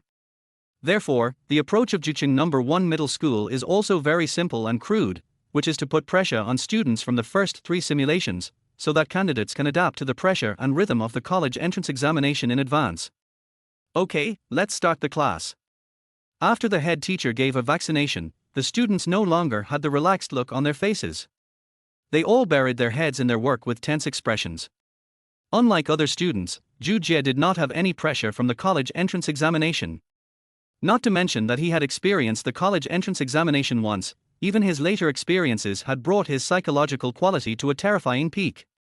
Zhou Jie looked at the math test paper in front of him, but he still didn't understand the parts he didn't understand. But his cheat is not here, English is his advantage. Thinking of this, Zhou Jie is also looking forward to how high his total score will be this time. Chapter 10. I plan to go to Shudu University. The remaining 3 classes in the afternoon are mathematics, English and physical education. However, there are no physical education classes in the second semester of senior year, and classes are usually changed to self-study in the classroom. Zhou Jie took out an English test paper. There was no listening part on it. He just glanced at it and found that it was as simple as reading Chinese characters. Clearly and obviously. As long as I have no problems with other subjects, English can at least increase my score by 50 points. Zhou Jie thought to himself. For Jie Chou now, high school English is a bit too easy. It feels like asking a college student to fill in the blanks of words for an elementary school student. It's not difficult at all. What are you looking at? The fat man turned around and saw Zhou Jie staring at the English test paper in a daze, then he smiled and patted Zhou Jie on the shoulder and said, "It's useless to just read English. If you learn some of my methods in the next few days, I guarantee that your English will improve." The fat man stretched out his hand and wanted to say 5 points, then clenched it into a fist and said confidently, 10 points. At least 10 points. Zhou Jie supported his chin with one hand and looked at the fat man's expression with a squint. Suddenly, he felt that he was a little cute. "What's that look in your eyes?" The fat man said dissatisfiedly. "You don't believe me, your buddy." "I believe you," Zhou Jie said indifferently. "Then just follow my pace and I'll make sure you score higher in English this time than last time." The fat man is very confident in himself. But he does have the capital. The fat man's performance is just like his body, he is a quadrilateral warrior. He is good in every subject, but not outstanding either. He has a balanced development. Zhou Jie looked at the fat man and didn't want to attack him now. He just nodded and said one word. "Okay." The last class in the afternoon is over. As usual, most students go to the cafeteria to eat, day students who live close to home go home to eat, and some students go out to eat. The school is guarded quite strictly at night. In addition to the security guards, there are also teachers on duty at the door. Generally, day students have a day pass with their personal information printed on it, and they can leave the school after being checked by the security guard. However, there are many boarding students who want to go out and play, but because they don't have day passes, they can only try their luck at the gate. You can either follow the crowd and sneak out of the school, or you can meet a familiar teacher and say hello to him and get out. Of course, there are some students who are more outrageous and use other people's day student ID cards to pretend to be day students. When the guard at the door looked at the photo and asked if the ID card was not yours, what do you think the student said? He said, "The person above is me." "Guard, no matter how I look at it, it doesn't seem to be you." He said, "This is me, but my hair was longer at that time." Usually there are a lot of students at this time, and the security guard would just ask a few questions and then tell them not to go out and cause trouble, and then let them go. Zhou Jie and Fatty obviously don't have this kind of worry, as they are day students. "I also plan to go out and eat Moutsai today. Brother Jie, what if we run into Li Qianlong and his 2 bastards?" The fat man followed Zhou Jie, looking left and right, afraid of encountering those 2 hooligans. Zhou Jie put a hand on his shoulder and said with a smile, "Don't worry, those 2 bastards won't dare to come." "Why?" The fat man didn't understand why Jie Cho was so confident. Zhou Jie pointed to the school gate and said, "If they want to block me today, we will run into them when we come out. Besides, these two people are no match for me. If they want to stop me, they need to find a few more people. It takes time, so if we don't see them now, they probably won't come today." After hearing Zhou Jie's analysis, the fat man nodded subconsciously. Zhou Jie's analysis makes so damn sense. Fatty has begun to adapt to Zhou Jie's current way of speaking and thinking. Soon the two arrived at the Maotsai shop outside. Maotsai, it is a special delicacy in the southwest region. The selected meat or vegetables are put into a seasoning pot and cooked, and then the soup and seasoning are added and it is ready to eat. It is loved by many girls. The two found a seat and sat down, surrounded by girls. The fat guy got a new hairstyle today, and this bastard is now sitting in his seat pretending to be deep. He placed his chin on his hands, placed them on the table, and stared at a chopstick on the table. Boys in high school always like to pretend in front of girls. Zhou Jie just thought the fat man's look was a little funny, patted his arm, and said half-jokingly, "Fatty, Xu Qianqian is here." Xu Qianqian is Fatty's secret crush and also Lin Xiaoshe's desk mate. They used to have a division of labor. Zhou Jie pursued Lin Xiaoshe and Fatty pursued Xu Qianqian. "Fuck, Xu Qianqian is really here." The fat man raised his head and glanced at Zhou Jie with an uncertain look. He wanted to turn around to look, but he didn't dare to. Although the fat guy is usually outgoing, he didn't dare to say a word when he saw Xu Qianqian. "It's really here." Zhou Jie saw Xu Qianqian holding Lin Xiaoshe's arm, and the two walked in talking and laughing. The two looked around the door and saw that the seats around were full of people. Finally, they found that there were only 2 empty seats at Zhou Jie's table. After standing there for a while, Xu Qianqian said a few words in Lin Xiaoshe's ear and then pulled Lin Xiaoshe to sit over. Because Zhou Jie and the fat man were sitting with their backs to the door, when Lin Xiaoshe saw that it was Zhou Jie, her expression froze and she stopped. "What's wrong?" Xu Qianqian asked with some confusion. Then he followed Lin Xiaoshe's line of sight, turned around and saw Zhou Jie and Wang Pangzi, and immediately laughed. "Oh, it's you two. I just asked Lin Xiaoshe if I wanted to share the table with you guys." After saying that, he sat down next to Fatty Wang. "Sit down, Xiaoshe."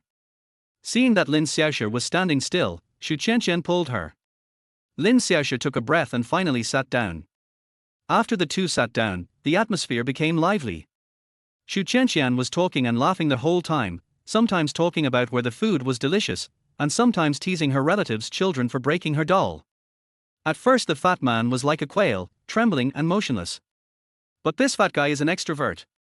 After a while, led by Xu Qianqian, the two gradually became friends, chattering non-stop. Xu Qianqian is a quirky girl. She is not tall, has shoulder-length hair, and a round face with some baby fat. She usually talks a lot and can always find many topics to talk about. In Zhou Jie's impression, he has never seen Xu Qianqian get angry. She is always cheerful with everyone and is quite naive. She is not a beauty like Lin Xiaoshe, who gives people a shocking feeling when they see her. Xu Qianqian is the kind of person who is very attractive and makes people like her more and more. If Lin Xiaoshe scored 9.5 points, then Xu Qianqian could at least score 8.5 points. The two were chatting animatedly, with only Jie Cho and Lin Xiaoshe sitting nearby watching their performance. "You know what, Fatty and Xu Qianqian are actually quite a good match. Hey, since you're almost graduating, have you ever thought about which university to apply to?" Xu Qianqian suddenly asked. The fat guy who started the conversation was the first to say, "Xu Qianqian, which university are you going to attend?" The fat man seems casual, but he is actually trying to find out the details. "I plan to stay closer to home." Xu Qianqian said without hesitation, it would be best if she could go to Shudu University, so that she can continue to be with our Xiaoshe. "Hey, right, Xiaoshe." Xu Qianqian held Lin Xiaoshe's hand and leaned her head on her shoulder, being very intimate with her. Lin Xiaoshe smiled and nodded. She did plan to apply to Shudu University. She is a quiet and gentle girl who doesn't talk much. She is a similar type to the former Jie Cho. Zhou Jie remembered that Lin Xiaoshe and Xu Qianqian both went to Shudu University, while the fat guy went to Shudu Jiatong University. "Hey, Shudu is so big, I guess there's no hope for me in this life." When the fat man heard Xu Qianqian say that she was going to Shudu University, he suddenly became half-wilted and even spoke in a weak voice. If you can't go to the same school as Xu Qianqian, you can apply to Jiedong University. We are in the same city anyway. Zhou Jie said at this time. School of Political Science and Law seems to be quite close to Shudu University. The fat man thought for a moment and said, Brother Jie, are you also planning to go to Jiedong University? Zhou Jie shook his head and said, I plan to go to Shudu University. Chapter 11. If you really pass the exam, I will agree to be your girlfriend. The three were stunned when they heard that Zhou Jie was going to Shudu University. They were all very clear about Zhou Jie's grades, and it was absolutely impossible for him to get into Shudu University. The fat man patted Zhou Jie's shoulder with concern and said, Brother Jie, it's always good to have ideas, but we also have to face reality. I believe you can surpass Yi Chen. After all, under my wise guidance, it will be no problem to improve by more than 10 points. But I think it is unrealistic for you to go to Shudu University. Zhou Jie didn't want to point out the fat guy's thoughts. This guy was just showing off in front of Xu Qianqian. But speaking of results, Yi Chen's grades were similar to Fatty's, and were generally around 600 points each time. This was why Zhou Jie dared to make a bet with him. Not every study committee member has good grades. There are always some people who use their family connections to try to stand out in the class. Zhou Jie, if I remember correctly, you scored over 580 in the second mock exam, right? It's almost impossible to get into Shudu University with this score. Xu Qianqian also said at this time. Lin Xiaoshi wanted to say something, but she moved her mouth but didn't say anything. This subtle movement did not escape Zhou Jie's eyes. Zhou Jie didn't know how to explain it to them, so he could only say calmly, actually, I'm quite confident in myself. Why? The fat man sighed. What is love in this world? It makes people commit to each other until life and death. The fat man sitting next to him said this leisurely. When the fat man said this, everyone present understood the meaning. I am most afraid of the air suddenly becoming quiet. Zhou Jie glared at him. Xu Qianqian hit the fat man's arm with her hand and scolded him for making dirty jokes.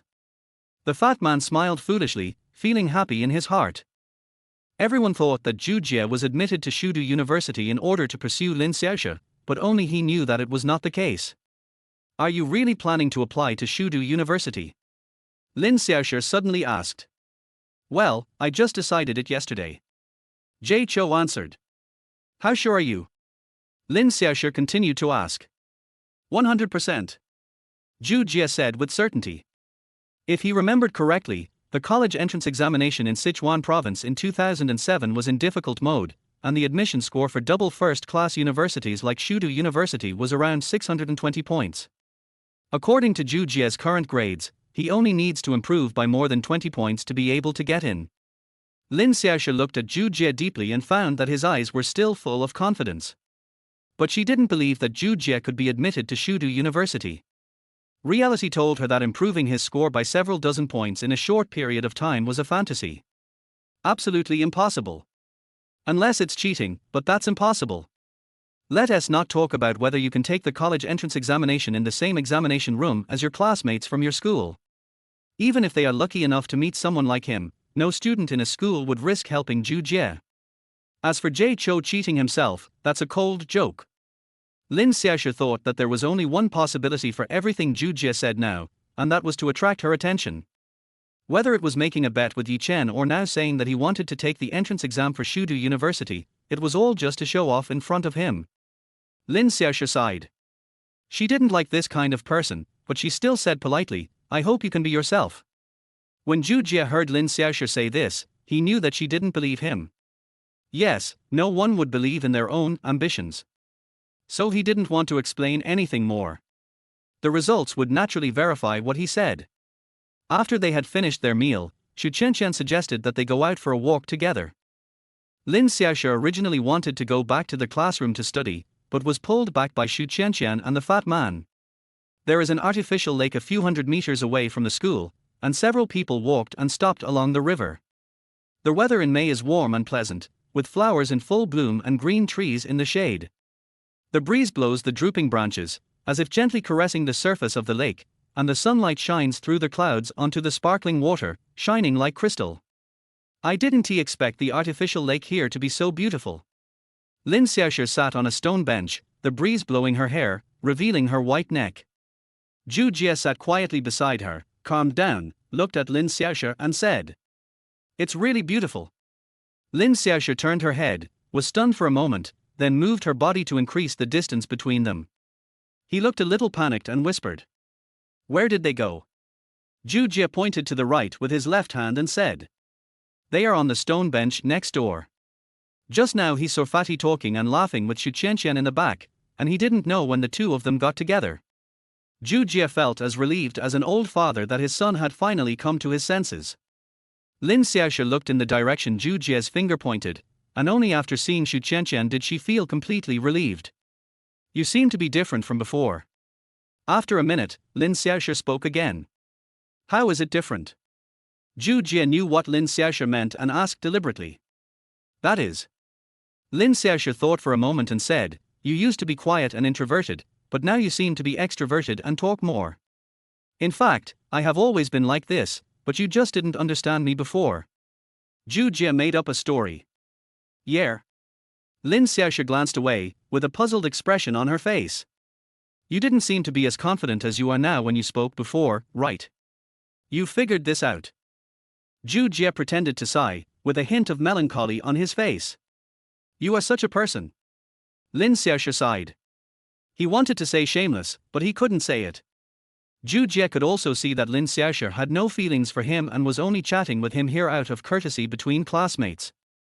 "I had heard from my classmates before that Lin Xiaoshi had been without a mother since childhood, and her father was very busy at the printing factory and had very little time to spend with her." Looking at the school beauty next to him, Zhou Jie thought about her life trajectory. After graduating from university, Lin Xiaoshi went to the United States for further studies. Later, when she returned to China, she took over her father's job and became the general manager of the printing factory. Under her leadership, the scale of the company expanded and the business even expanded overseas. Jay Chou once met her at the Alliance Summit. At that time, Lin Xiaoshi had a strong aura, spoke forcefully, and did things in a vigorous and resolute manner, a real strong woman. It is hard to associate Lin Xiaoshi with her current cold and soft-spoken personality. The breeze blows. Lin Xiaoshi's beautiful long hair was blown a little messy. She raised her jade hand slightly and gently stroked the blown hair behind her ears. Zhou Jie looked a little dazed, but he quickly came to his senses and said, "Lin Xiaoshi, do you think it's impossible for me to be admitted to Shudu University?" Lin Xiaoshi turned her head. She didn't know why Zhou Jie asked this, but she nodded and said seriously. "Last year, the admission score of Shudu University was 626 points. Your scores in the first two mock exams seemed to be over 580. At this point, Lin Xiaoshi sighed and continued, "There are still more than 20 days until the college entrance examination. Do you think you can improve more than 40 points in such a short time?" It was the first time that Zhou Jie heard Lin Xiaoshi talk so much. Then he smiled and said, "What if I really pass the exam?" "Nothing will happen," Lin Xiaoshi said with certainty. "Are you so sure?" Zhou Jie asked. "I'm not trying to hit you." Lin Xiaoshi seemed a little annoyed. He felt that Zhou Jie had no self-awareness, so he raised the volume of his voice and said, "With your current grades, it's simply wishful thinking to expect to be admitted to Shudu University. What if I get admitted to Shudu University?" Zhou Jie sat up straight, turned his head and looked at Lin Xiaoshi and said. Lin Xiaoshi seemed to be angry. She suddenly stood up, her face slightly red, and said to Zhou Jie in a serious tone, "If you really pass the exam, I will agree to be your girlfriend." "Okay, don't regret it then. I, Lin Xiaoshi, always keep my word."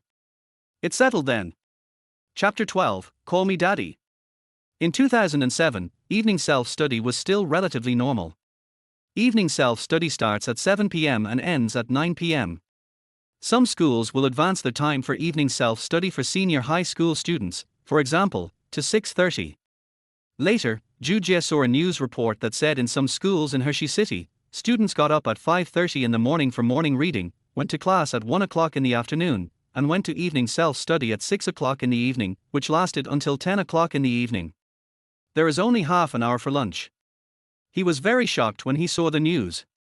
Under such study pressure, can students really learn well? This is completely treating students as a tool, a learning tool, which can no longer be described as involution. After all, studying is not just about learning knowledge from textbooks. If students are merely treated as learning tools and are required to read books mechanically, then such education is meaningless. There will be teachers in the classroom to supervise or give lectures during evening self-study. Zhou Jie sometimes listens carefully and feels the tense learning atmosphere. Occasionally, my thoughts drift to 2024 when I am still the company's president, and I think of the days when I was busy in the company, socializing and getting along with the foot massage ladies. At 9 o'clock in the evening self-study ends. As night fell, students walked in groups of 3 or 5 along the tree-lined avenue. The street lamps emitted a soft light, lengthening their shadows. The breeze blew, and the leaves rustled, as if accompanying their unbridled conversation. The students were full of expectations for the future and looking forward to their own dreams. The lights outside the campus were still bright, and street vendors were warmly greeting passing students. Hot and sour noodles, delicious hot and sour noodles. Classmate, are you hungry after the evening study? Come and have a bowl of hot and sour noodles, it's delicious and nutritious. Tofu pudding, tofu pudding, tofu pudding that can be salty or sweet. Potato pancakes. Delicious potato pancakes. Brother Jie, there's some tofu pudding. Let's eat some together before we go back. The fat man touched his round belly. He was hungry during the evening study session, and now he felt a little tired even walking. Zhou Jie also felt a little hungry. The two men walked towards the vendor selling tofu pudding. He hadn't eaten tofu pudding for a long time. It's good to try. Although there were some in later generations, they were all based on technology and hard work, and were not at all as authentic as the ones sold by today's street vendors. Would you like sweet or salty food, classmates? The middle-aged aunt greeted the two of them warmly. Auntie, give me 2 bowls, one each of salty and sweet. The fat man ordered 2 bowls at once. In the words of the fat guy, after eating a bowl of food, it's gone in a pea, and you'll still be hungry a little while later. Jay Cho only ordered a bowl of salty tofu pudding. Sweet ones are generally eaten by children, and they are sweetened by adding a little sugar. The essence of the dish is salty tofu pudding, which is made of soybeans, soy sauce, dried radish, chopped green onions, chili oil, and other seasonings. The taste is described in the capital dialect as so cool. You two students, please take a seat. It will be ready soon. When business came, the auntie smiled happily and quickly brought 3 bowls of tofu pudding to the two of them. The fat man was already hungry, so he picked up the sweet bowl and gulped it down in 2 or 3 mouthfuls. Are you the reincarnation of a starving ghost? Zhou Jie had just mixed the seasoning evenly on the salty tofu pudding when he saw that the fat man had finished the bowl of tofu pudding. Hey hey! The fat man licked his lips and said, I'm hungry after evening self-study. This is just a snack. You must have starved to death in your previous life. I didn't eat a single bite, but you finished the whole bowl. Zhou Jie took a bite of tofu pudding and said as he did so. The fat man was not angry, and said happily. Because I starved to death in my last life, I want to eat everything back in this life. Be careful or you'll die of obesity in this life. Zhou Jie shook his head. Hey hey! While eating the salty tofu pudding, the fat man ate very slowly, and the two of them were chatting casually. How was your chat with Xu Qianqian today? Zhou Jie asked. The fat guy was very excited during the evening study today, and Zhou Jie naturally saw it. When the fat man heard Zhou Jie asking him, he chuckled and said, Brother Jie, you finally asked me. Zhou Jie was speechless. He felt that the fat guy was becoming more and more pretentious. Xu Qianqian said today that I looked different. The fat man blushed for a rare moment, then continued, I said that my outfit today wouldn't go to waste. I didn't expect Xu Qianqian to have such good taste. So what's her attitude towards you? Zhou Jie asked. What attitude? The fat man thought for a moment before saying, I felt that I had a good chat with her today. I'm asking you how she treats you, not how you feel. Zhou Jie shook his head, as if the fat man still didn't understand. Oh, that's right. The fat man slapped his thigh and said, she said today that I am interesting in my speech. Zhou Jie nodded. This was good information. After all, interesting souls are rare. Although the fat guy looks okay, he is not good enough to impress a girl like Xu Qianqian. So he said.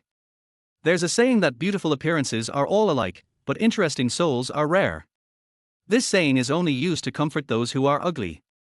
Brother Jie, you said I'm ugly. The fat man pointed at his own face and said dissatisfiedly. I'm not talking about you. Zhou Jie continued, what I mean is that you should change your appearance, so that your chances of winning Shu Qianqian will be higher. But I look like this, how can I change it? At this time, most high school students do not have the concept of image management. For the sake of Fatty's lifelong event, Zhou Jie still explained. Shu Qianqian has been attracted by your speaking style. If you change your image, will it make her feel better? Yes. The fat man finally understood. What does it mean to change the impression? Doesn't my hair count? The fat man asked, pointing at his hair. Zhou Jie took a look at the fat man's slicked back hair, sighed and said, come with me to get your haircut tomorrow, and I'll teach you how to do it. Okay. My lifelong happiness is in your hands, Brother Jie. Zhou Jie raised his head again and stared at the fat man and said, since I've been so concerned about your life, shouldn't you show some appreciation? How do you mean? The fat man was puzzled. For example, call me daddy. Hold. When Zhou Jie returned home, he saw his mother still busy washing dishes outside. He threw the clothes on the chair, picked up the broom next to him and started sweeping the garbage on the floor. Mother Tang Shuzhen saw this and felt very relieved, thinking that her son had grown up. After cleaning, Zhou Jie prepared to go to the bathroom to take a shower. As soon as he took off his shirt, his mother put a pair of underwear and some clean clothes in front of him and said, after you take a shower, there is a watermelon on the table that your father bought for lunch today. Zhou Jie turned around and saw the tray with sliced watermelon on the table, then turned back to look at the underwear in front of him. Only then did he remember that his underwear had always been washed by his mother at that time. I felt a little embarrassed for a moment, scratched my head and said, Mom, I will wash my own underwear from now on. Tang Shuzhen exclaimed, then smiled and said, my son has really grown up. He knows how to be shy in front of his mother now. But just study hard before the college entrance exam. Once you enter college, you won't have the chance to ask mom to wash you. It's so nice to have a mother who loves you. Zhou Jie didn't argue. He agreed, picked up his clothes, grabbed a piece of watermelon from the table and went into the bathroom. You kid, you're not disgusted by eating watermelon in the toilet. Behind him, Tang Shuzhen was scolding him, while Zhou Jie was just chuckling. He likes this kind of family atmosphere very much. He walked into the bathroom and quickly took off his clothes and pants. In the past, in most homes, toilets and bathrooms were integrated into one, and bathrooms and toilets were not separated like in later generations. After turning on the water heater and taking a quick shower, Zhou Jie came out wet and saw that Lao Ju had just returned home. Dad, you're back. Old Zhu still speaks concisely as always. Seeing that even Zhou Jie's hair was wet, he took out a towel from the bedroom and gave it to him, saying, there's a big temperature difference between morning and evening now, be careful not to catch a cold. Lao Ju always takes good care of his family. Okay, Dad. Zhou Jie took the towel and wiped the water stains on his body, then took a piece of watermelon from the table and gave it to Lao Ju. Jie Chou knows his father well. If there is not much food, he will not take the initiative to eat. Usually, he would wait until Jie Chou and his mother had finished eating, and then he would take the initiative to eat some if he saw there was some food left on the table. Although Lao Ju said no, he couldn't resist Jie Chou's eloquence. Dad, you always did this before. You gave all the food to me and Mom. I know you love us, but you should share it with us. That way, the watermelon will be the sweetest for us. When old Zhu heard his son speaking in this way, he was unable to react at first. How come this child is not introverted at all now? I couldn't help but look at Zhou Jie one more time. He still looked familiar, but there was a hint of depth in his eyes that wasn't supposed to be there at his age. After confirming that it was his son, Lao Ju took the watermelon and started eating it, thinking that his son must have grown up. Parents are always the ones who know their children best. Even if you were born again, they would still know it was you. Chapter 13, Haircut, Change of Image. The next day was just like usual. Zhou Jie went to the rice noodle shop with Fatty to have breakfast in the morning, and then they went to school together. The fat guy didn't style his hair today, but it looked like he still used a comb to simply tidy it up. The most important thing is that this guy actually took a Nokia 5500 color screen mobile phone. If Zhou Jie remembers correctly, This mobile phone was released in 2005, and a sports version was released the following year. This was bought for me by my dad. It cost 1,480 yuan. The fat man waved the phone in front of Zhou Jie. Fatty's family is still quite wealthy now. His parents are engaged in clothing wholesale in the market and are much richer than Zhou Jie's family. However, in 2010, a major change happened to his family, and his life became rather difficult thereafter. 1,480 yuan. Your father is willing to spend it. Zhou Jie took the Nokia phone and weighed it in his hand. It was quite heavy, worthy of being a magic tool for cracking walnuts. How is it? Isn't your new phone cool? Well, it's just so-so. Jay Cho said truthfully. For someone like him who had seen full-screen smartphones in the future, the phone in front of him was indeed not very convenient to use. I don't know how to appreciate it. The fat boy took the phone, blew on it lovingly, and then wiped it with his school uniform. Zhou Jie smiled and didn't take it seriously. In the morning classes, the students listened and reviewed very seriously. Everyone wanted to get a good score in this third mock exam. After Zhou Jie summarized the key points of each subject, he began to focus on studying the content of this part. Unlike his previous self, he now has his own way of learning. After school at noon, the two had lunch in the cafeteria and then went out to the barber shop. Zhou Jie took Fatty to a barber shop he had been to before. The owner was a man in his 30s. Zhou Jie had heard him say before that he had studied barbering in Shanghai for 5 years and now came back to start his own business. Whether it is true or not, men's haircuts are indeed much better than other places. Boss, give my brother a short front stab cut. Teacher Tony was stunned for a moment, not knowing what short and broken meant, but he understood the front stab. Then he took out a styling book from the shelf, flipped through a few pages, pointed at a styling book and said, "Is it this kind? It's about the same as this." Zhou Jie took a look and said, "But you have to cut the sides and the back short." The fat man also leaned over to take a look. "Brother Jie, does this hairstyle look good?" "Don't worry, it will definitely look better than your current hairstyle." During this period, there are roughly 3 popular hairstyles. The first type is a flat head, with the top flattened and the sides cut short, which makes the person look square and quite patriotic.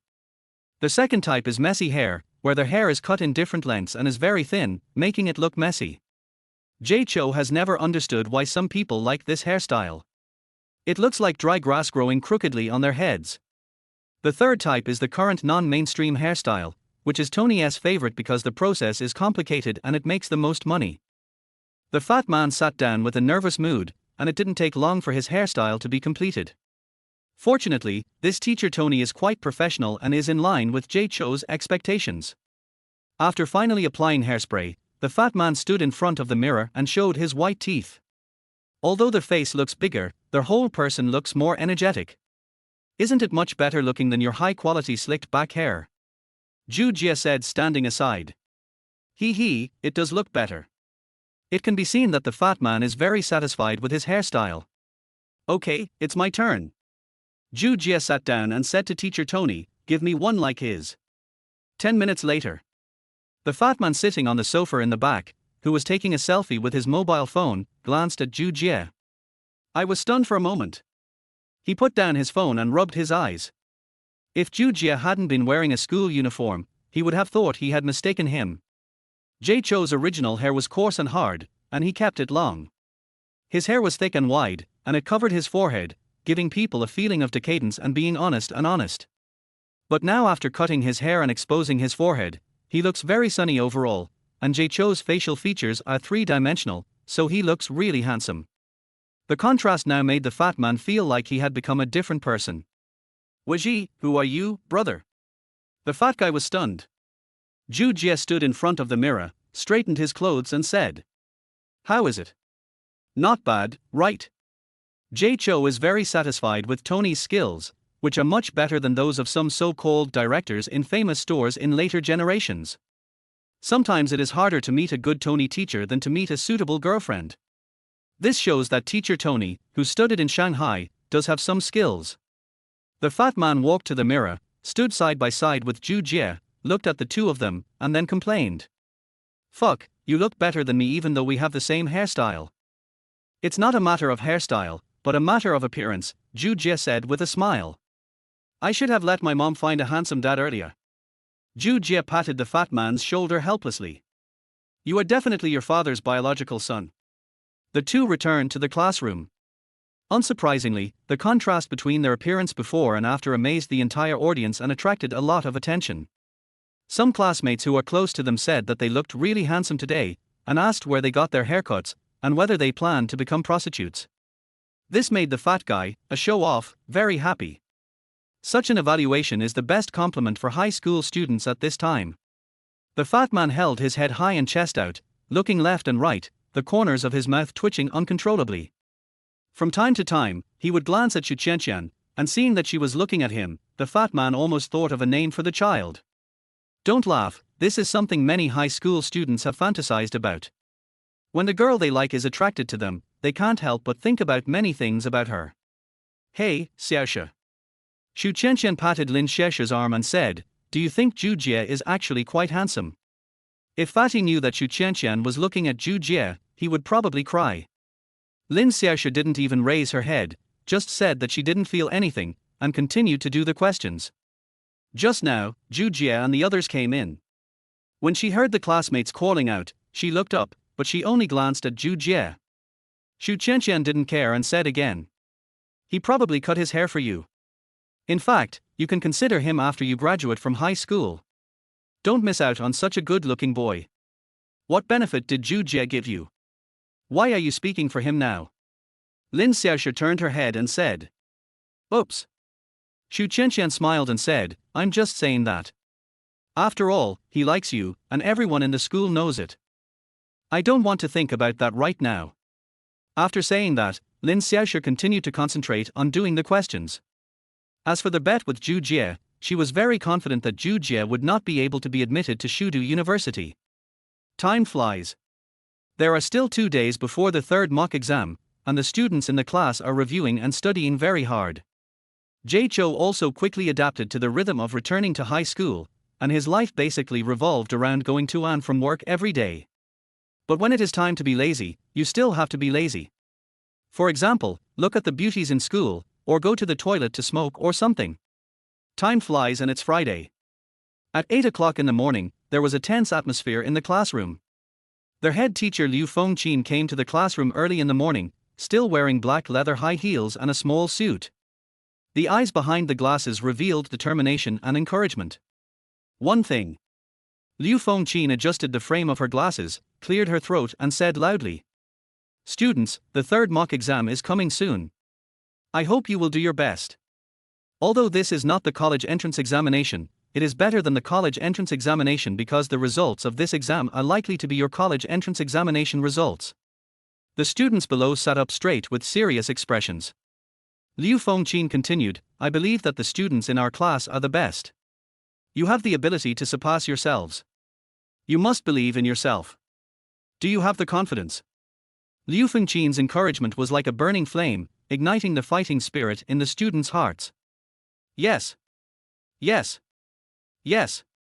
The students shouted loudly, and their determination became stronger. Okay, let's go. Liu Fengqin waved her hand, and the students began to take their pens and papers to their respective examination rooms. Chapter 14 The less he cared, the angrier he got. The examination venues of Juqing No. 1 Middle School are arranged according to the rankings of the previous examination. There are 16 examination rooms in total. The first and second examination rooms are basically filled with students from the gifted classes, with a few top students from the experimental classes also included. A small number of the students here are admitted through recommendation, and the rest are basically students who can enter 985 universities. But being admitted by recommendation does not mean that you will definitely be able to go to that university. Your college entrance examination scores must also meet the requirements. Zhou Jie remembered a senior from the previous class who slacked off after being admitted. In the end, he only scored over 500 points in the college entrance examination, and the school ultimately did not admit him. The third examination room was basically occupied by the top students in the experimental class. These students were the reserve team for 211 universities. Lin Xiaoshi and Xu Qianqian were in the third examination room. Fatty and Yi Chen were in the fourth examination room, while Zhou Jie was in the 5th examination room. Zhou Jie, remember our bet? In front of the 4th examination room, Yi Chen raised his fist at Zhou Jie and snorted coldly. Although Zhou Jie's performance was not as good as his, Yi Chen did not look down on Zhou Jie.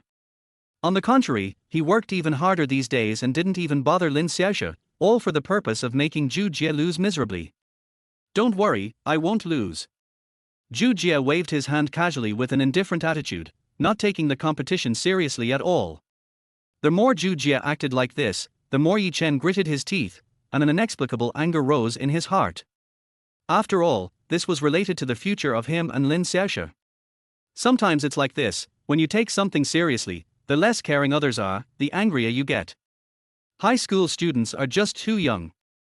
They haven't experienced the hardships of society yet, so their mentality is easily affected. Zhou Jie looked at Yi Chen and shook his head.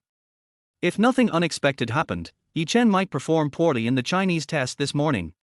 The bell rang, and the invigilator on the podium said a few words of precautions before the exam, and then distributed the test papers in his hand.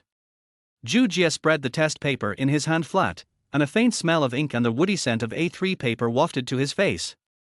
Then he glanced at the questions on it, and had a basic understanding in his mind. This is a habit Zhou Jie developed after his successful entrepreneurship. Every time there is a document that needs to be signed, he will take a quick look at it. The 2 words, Zhou Jie, were written in the name column. The handwriting had not changed at all. It was still the same as in high school. It was not beautiful, but not ugly either. It was square and could be clearly seen at a glance. There is a reason why Chinese is put first. Compared with other subjects, this subject does not require students to do a lot of calculations, which allows students to adapt to the rhythm of the exam. The exam lasted a total of 150 minutes, and Zhou Jie finished the test in about 110 minutes. I have to say that I have become much faster at writing essays since my rebirth.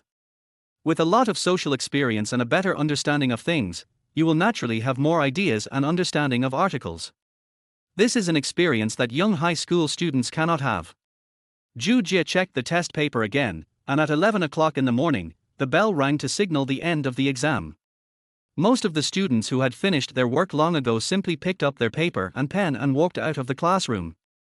But there were always a few students who had not finished writing their compositions, with beads of sweat on their foreheads and their pens moving rapidly across the paper, as if they wished they could pierce the entire paper. However, as the stern voice of the invigilator sounded, these students reluctantly stopped what they were doing, then left the classroom dejectedly and reluctantly. Outside the classroom, some students were standing on the balcony, staring into the distance in a daze, some were walking in groups to the playground below to wait for dinner, and a small number of students were answering multiple choice questions, or discussing whether the composition was off topic. In fact, there is really nothing much to discuss about Chinese. After all, Chinese is a relatively open subject. Apart from those few multiple choice questions, there are almost no standard answers. Zhou Jie walked out of the classroom and stretched.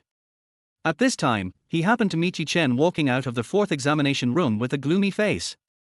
The two looked at each other. Yi Chen snorted again, then turned and walked towards the stairs. Zhou Jie just thought that Yi Chen was a bit sick. What the hell? It was as if I had stolen his wife. Just as Yi Chen left, he saw Fatty Wang walking out from another door of the classroom. Har, brother Jie, let me tell you something. The fat man seemed to have encountered something happy and had a bright smile on his face. He walked quickly to Zhou Jie, gestured, and said with a smile, "Let me tell you, that old bastard Yi Chen didn't even finish his composition today. Har, I just came out and saw that he had only written 2/3 of it." "Yeah." Zhou Jie answered calmly. He might have guessed that Yi Chen had not performed well today, but he did not expect that he had not finished writing the composition. It has to be said that Yi Chen's psychological endurance is too poor. You didn't see Yi Chen's expression just now. He looked as uncomfortable as if he had eaten shit. The fat man became more and more excited as he spoke, and finally noticed that Zhou Jie looked calm, so he asked, "No, brother Jie, why aren't you happy at all? After all, if he fails the test, your chances of winning will be greater." To be honest, Zhou Jie didn't have much expectations for something whose outcome was already known. But he still smiled and said, "Before the exam today, I saw that Yi Chen had a gloomy complexion and his blood circulation was not smooth, so I knew he might fail the exam today. Fuck! The fat man shouted, Brother Jie, you can actually tell physiognomy. Could it be that the city master is really next to me? Physiognomy? And you're an urban expert. You've read too many novels, right? Zhou Jie glanced over and said. I really doubt that you can tell physiognomy. The fat man replied seriously, your changes in the past 2 days make me believe it.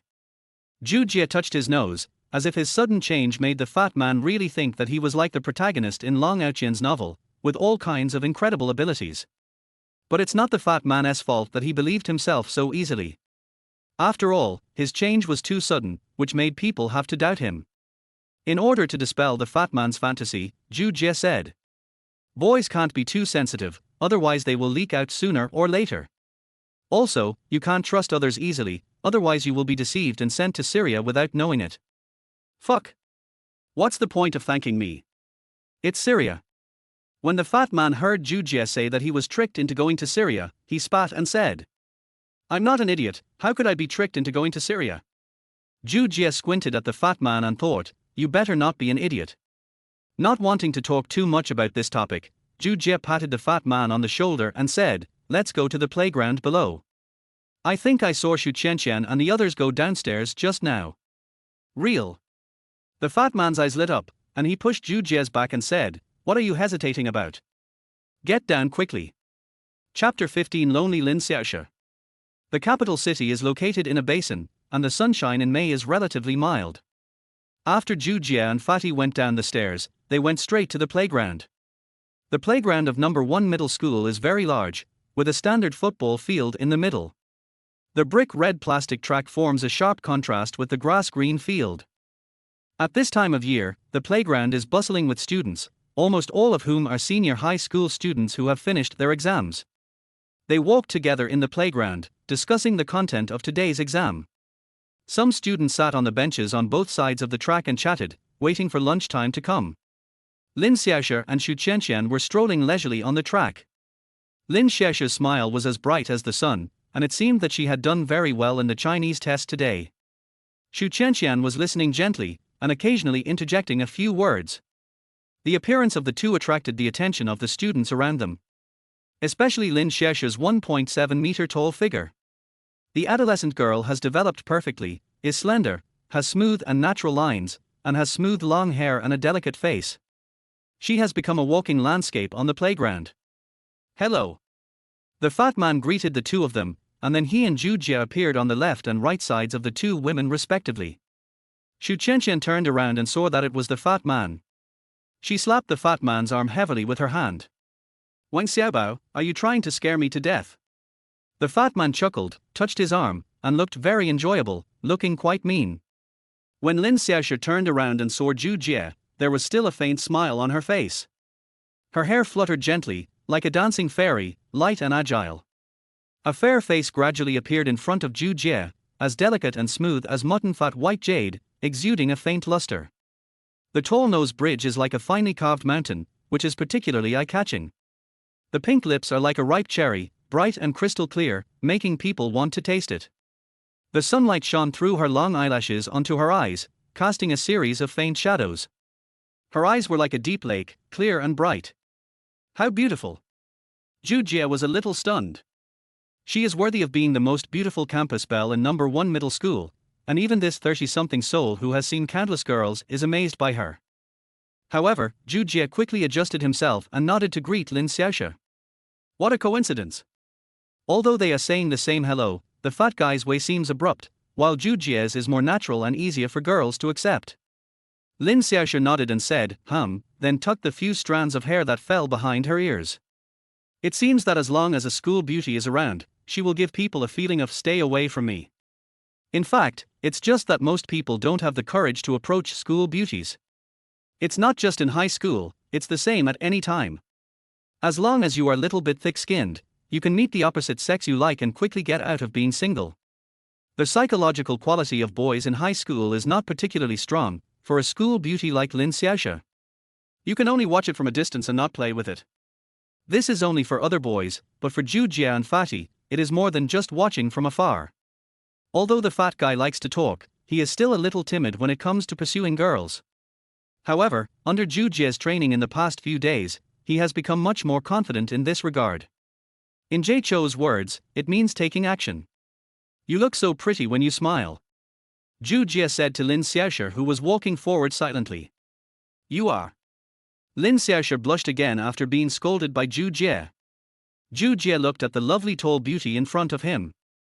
The more shy she was, the more he wanted to bully her. If Zhou Jie can now confirm that Lin Xiaoshi has a crush on him, then there is absolutely no problem in continuing to tease her. But, from spending these few days together, Zhou Jie knew that Lin Xiaoshi didn't have any feelings for him and just treated it as a normal interaction between classmates. Lin Xiaoshi also gladly accepted Zhou Jie's occasional compliments, so every time Zhou Jie said those nice words, Lin Xiaoshi would not get angry. Women always like to hear nice words. Zhou Jie did not continue teasing Lin Xiaoshi, but said, "It's rare to see you smile normally, but you're smiling so brightly today, you must be happy about something." Lin Xiaoshi nodded slightly. "Can you share it with me?" Zhou Jie continued to ask. When a person has something happy in his heart, he is usually willing to share it with others. Lin Xiaoshi turned her head and glanced at Zhou Jie. Seeing his sincere eyes, Lin Xiaoshi thought for a moment and said, "My dad will pick me up from school tomorrow afternoon." Zhou Jie was shocked after hearing this. He didn't expect that this was a common thing for other people, but for Lin Xiaoshi, it was something that made her happy. Looking at Lin Xiaoshi's face, she still had a faint smile on her face. But behind this smile is deep loneliness. If it was Jie Chou in the past, he might have said, "That's it? Is it that serious? Your dad is here to pick you up, but you are so happy." The thinking of high school students is very simple. They will not understand the pain of others if they have not experienced others. But now, inside this young body lives a soul in its 30s, and she can understand Lin Xiaoshi's desire for fatherly love. Zhou Jie's expression suddenly showed surprise, and he even said exaggeratedly, "Really? Lin Xiaoshi, wow, I really envy you so much that your dad can come pick you up from school." Normally speaking, if Zhou Jie said this, he would definitely be considered an exaggeration, but from Lin Xiaoshi's perspective, Zhou Jie was really happy for her.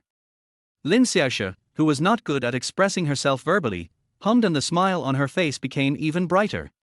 At noon, the four of them came to the cafeteria early to eat. At this time, some senior high school students were already in the cafeteria. Seeing Zhou Jie, Lin Xiaoshi, and others walk in together, some familiar classmates began to secretly give Zhou Jie and the fat man a thumbs up. Zhou Jie didn't feel any sense of accomplishment. After all, he was an adult who had experienced the romance of life. But the fat guy was different. The uncontrollable smile on his face made it seem as if Xu Qianqian was already his girlfriend. Some people envy Jie Chou, some are jealous of him, and some even hate him. When Yi Chen saw the two of them talking and laughing while eating in the cafeteria, he wanted to rush over and tell Zhou Jie to stay away from Lin Xiaoshi, but he was just thinking about it and didn't have the courage to offend Zhou Jie. Jie Chou now is no longer as easy to bully as before. Especially when Lin Xiaoshi was talking to Zhou Jie with a smile on her face, Yi Chen was so jealous. He used to talk to Lin Xiaoshi and she was always cold. Why is the gap so big? He couldn't figure it out. Suddenly I felt that the food on the plate no longer tasted good, and it felt as uncomfortable as eating shit. I can't just sit there and wait for death, I should do something. Yi Chen thought to himself, his teeth almost breaking as he looked at Zhou Jie's back. Chapter 16, Husband and Wife. There is a math test in the afternoon. Therefore, after lunch, most students went back to the classroom to review, trying to get a few more points for the afternoon exam. This is the common learning style and psychological state of most students. At this time, everyone thinks that reviewing during the lunch break can help better prepare for the afternoon exam. Actually not. Learning is a process that accumulates day by day. Spending this little time at noon will not help you make any improvement in your exam. Instead, it will put you in a state of stressful study and have a bad impact on the exam. Before the exam, keeping a clear mind is the most important thing. Brother Jie, everyone is reviewing, is it really okay for us to go out for a walk like this? The two were walking leisurely on the playground. Apart from a few athletes passing by them from time to time, there was almost no one else to be seen. What's wrong with that? Zhou Jie walked out of the track, came to the grass of the football field and sat down and said, "There is actually no point in cramming at the last minute. On the contrary, it will affect the performance of the afternoon exam. It's not completely meaningless. The fat man retorted, then sat down and continued, it's better to read it than not to read it. What if the questions you read happen to be the difficult ones in today's exam? Then we'll make a profit. After hearing what the fat man said, Zhou Jie just smiled. Then he said, the difficulty is not something we can rely on luck to encounter, but something we need to master. We have been taking exams since we started school. Haven't you noticed a phenomenon? What phenomenon? The fat man asked doubtfully. Zhou Jie changed his sitting posture and said seriously. Every time we take an exam, when the test paper is handed out, we become extremely nervous. During the exam, sometimes some inexplicable images appear in our minds, and we even keep playing music. Wow! I've actually experienced the situation you described. The fat man slapped his thigh, his eyes widened, and he said, during the last mock exam, on the day of the math test, the song General's Order kept playing in my head. I was f-king devastated.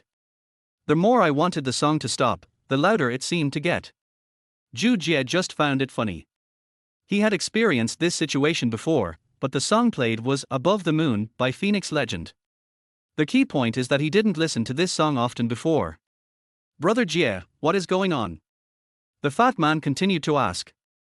It's very simple. It's just that you are too nervous. Jie Cho replied. You can't be that nervous, right? There's even music playing. Certainly. Zhou Jie continued, when we are overly nervous, our psychology changes in various ways, but this situation will eventually make us unable to concentrate and thus fail the exam. After hearing this, the fat man rubbed his chin with his index finger and nodded in agreement. That makes sense. So.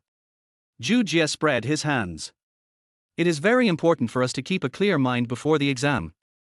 Personally, I think it is best to go to the park before the exam. Why visit the park? The fat man was puzzled, as if this touched upon his blind spot in knowledge. Zhou Jie explained slowly, the air in the park is fresh and the environment is comfortable, which can help us relax better. Besides, looking at green plants can relieve eye fatigue, so that we can better cope with the exam. The fat man suddenly felt that Zhou Jie was like a scholar, full of the light of knowledge. The fat man leaned closer to Zhou Jie and said, Brother Jie, I find you are so knowledgeable and charming now. If I were a girl, I would definitely fall in love with you. What do you want to do? Zhou Jie quickly distanced himself from the fat man, and then looked at him with disgust. I have no grudge against you, why are you thinking of taking revenge on me? Hold. The exam starts at 2:45 p.m. and the test takers enter the exam room 15 minutes early. Zhou Jie and Fatty each took a pen and a piece of draft paper from the classroom and went to their respective examination rooms. Mathematics is different from the Chinese language in the morning. It is a subject that consumes a lot of CPU and requires students to think at high speed. However, Zhou Jie, who had relaxed, was still very clear-headed when facing these questions, and the calculation process was much faster than before. An hour and a half passed quickly, and Zhou Jie had basically finished all the other questions except the last one, which he had only finished half. The math problems this time are quite difficult. Even though it was done, it wasn't necessarily completely correct, but Jie Cho looked a little more relaxed than the others. Because some students have already started to get red and warm. As the final bell rang, the invigilator announced the end of the exam and the students walked out of the classroom to breathe the fresh air outside. Some candidates' faces were red, as if they had been in a sauna for 2.5 hours. The answers to the mathematics questions are all unique, so many students were checking the answers in the corridor outside the classroom. What did you choose for the last multiple choice question? I chose C, what about you? I chose C too.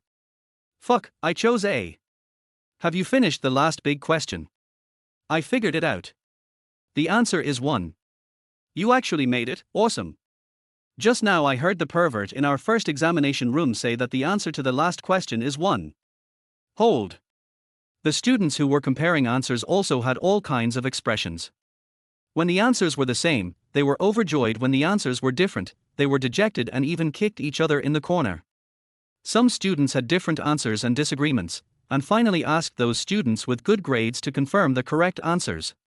In the past, Jie Cho might have joined them, but now he has absolutely no interest in doing so. After all, it is the mindset of adults, and the ideas are completely different. Brother Jie. The fat man came over at this time with a slight smile on his face. Your method is really great. I feel my mind is much clearer than before in this exam. Zhou Jie obviously expected what the fat man said. He did not continue the topic, but turned around and said to the fat man, let's go and find your future wife. Hey hey. When the fat guy heard Zhou Jie say this about him and Xu Qianqian, he couldn't stop grinning. Brother Jie, you also think that Xu Qianqian and I are a good match, right? Zhou Jie held his forehead and looked at the fat man carefully. The fat man felt a little uncomfortable when Zhou Jie looked at him, and then said, no, why are you looking at me like that? Aren't you and Xu Qianqian a good match? What do you think? Zhou Jie asked back. I think they are a good match. The fat man said with his head held high. So what do you think makes you two a good match? Jie Chou put his hands on his chest and leaned his back against the balcony and said. Facing Zhou Jie's question, Fatty thought for a moment and then clapped his hands. At least we look like a couple. For example, we are both slightly plump. Puff. Zhou Jie just felt that the fat guy was too shameless. Do you think you are slightly fat? Why not? The fat man replied unconvinced, then looked around himself and touched the muscles and fat on his chest. I guessed correctly that you weighed 152 pounds during your last physical examination, and Xu Qianqian seems to weigh only over 110 pounds. Do you think you are slightly overweight? Hold. The fat man spat, and then his expression suddenly changed. You will die if you say that Xu Qianqian and I are a good match. Excuse me. Zhou Jie pinched the fat man's white and tender face and said, if you were a beautiful woman, I would definitely say something nice, but you are my brother. Zhou Jie paused and said seriously, don't worry, I will definitely help you to pursue Xu Qianqian in this life. Although Fatty knew that Zhou Jie had changed a lot recently, he still didn't really trust him when it came to love. If Zhou Jie was that capable, Lin Xiaoxia would have been pursued by him long ago. So he said, I still have confidence in pursuing Xu Qianqian. If you can win over Lin Xiaoxia first, just like the bet we made last time, I will listen to you in everything related to relationships in the future. Zhou Jie knew that the last bet that Fatty was talking about was that whoever lost would have to call the other person brother from now on. However, Zhou Jie didn't say much about the fat man's mysterious confidence, he just nodded and agreed. Chapter 17, 1-for-1 compensation, earn some living expenses. Fatty couldn't beat Jie Chou before, and now he is even worse. After all, Zhou Jie and Lin Xiaoxia had a bet beforehand, and Zhou Jie was absolutely sure that he could be admitted to Shudu University. As soon as the college entrance examination is over and the results are announced, Zhou Jie really wants to see the fat man's surprised expression. How did Fatty feel when he knew that Lin Xiaoxia was going to be Zhou Jie's girlfriend? Just tell me whether you are surprised or not. But if the fat guy loses, his chances of catching up with Xu Qianqian will definitely be much higher. After all, in Zhou Jie's eyes, if Fatty pursues Xu Qianqian on his own, it will definitely fail. On Friday night, the students started their evening self-study after dinner. There is no teacher tonight and the students are studying on their own. Only the class monitor Li Fen is in charge of class discipline. Li Fen is a petite girl who wears a pair of large 350-degree glasses. She studies meticulously and is kind. She comes from a relatively poor family and her school uniform should be washed frequently as it has begun to turn yellow. As for why she became the class monitor, it was because she was number one in the class. Because she is a good student, no one in her class discriminates against her family background. It can be said that her classmates all give her face. When the classroom was noisy, Li Fen would just say, please stop making noise. Most of the students will calm down, only the more naughty ones in a few classes will lose face. However, there is always a nemesis. When other students see those naughty students still talking, they will harmoniously quiet them down. Certainly. It is impossible for students not to talk during such a study class, as long as they don't talk too loudly. Zhou Jie, Zhou Jie. The short boy sitting behind Zhou Jie is called Huang Dawei. Maybe his parents hoped that he would grow tall in the future or that he had great ambitions, so they gave him this name. There are always some students in the class who like to gossip, and Huang Dawei is one of them. He patted Zhou Jie's shoulder and said, I heard that you and Yi Chen made a bet to see who would score higher in the third mock test. The loser has to kowtow to the other person. Zhou Jie and the fat man turned their heads at the same time. The fat man said first, "Brother Wei, was it Yi Chen who told you this?" "Fatty Wang, don't call me Weidy." Wang Dawei replied unhappily, "You can call me Wei Ge or Dawei." "David." The fat man smiled mysteriously, "Take off your clothes and pants and stand on the podium, and I will call you David." "Fatty Wang, you are so dirty." "I'm not telling you that." Wang Dawei turned his head and looked at Zhou Jie. "This matter has spread throughout the class tonight. Why did you make such a bet with Yi Chen?" Zhou Jie thought that Yi Chen would make their bet public, but he didn't expect it to be tonight. It seems that Yi Chen did not do well in the exam today, and wanted to use this method to criticize his own mentality. Some brains, but not much. If it were the old Jie Cho, he probably wouldn't be able to sleep well when he gets home tonight, let alone take the exam tomorrow. But Zhou Jie just smiled faintly and said, "I'm confident I can beat him, so I made the bet." "Zhou Jie, you are not sick." Wang Dawei looked at Zhou Jie in surprise and said, "If I remember correctly, it seems that Yi Chen's results are better." "David, you are too presumptuous." The fat man knocked on the table and said, "How dare you say that my brother Jie is sick? Are you itching for trouble?" "Fatty Wang, call me Wei Ge." "David." "Viagra." "Stop arguing, both of you." Zhou Jie said coldly, "It's just a trivial matter, why are you arguing about it?" While scolding, Zhou Jie caught a glimpse of Yi Chen behind Wang Dawei and found that this guy was looking at him with a sneer. It seems to be saying, "How is it? Are you satisfied with this gift?" Zhou Jie still greeted the other party with a smile. The latter was obviously stunned, as if his strategy had failed. After the self-study get out of class, all the familiar classmates came over and asked Zhou Jie about the bet with Yi Chen.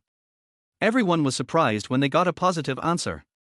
No one believed that Zhou Jie would win, and some students even thought that Zhou Jie was asking for trouble.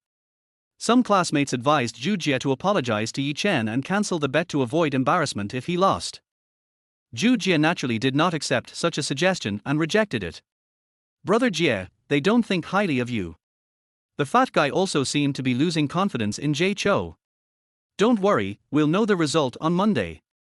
Zhou Jie stood up, suddenly thought of something, then sat down again and said to the fat man, "Do you want to earn some living expenses?" "What do you mean?" When he heard that there was money to be made, the fat man moved his ears and turned his body naturally. "Now the whole class knows that Yi Chen and I made a bet. Everyone is waiting to see the show, and everyone thinks that I can't win. So let's make a bet.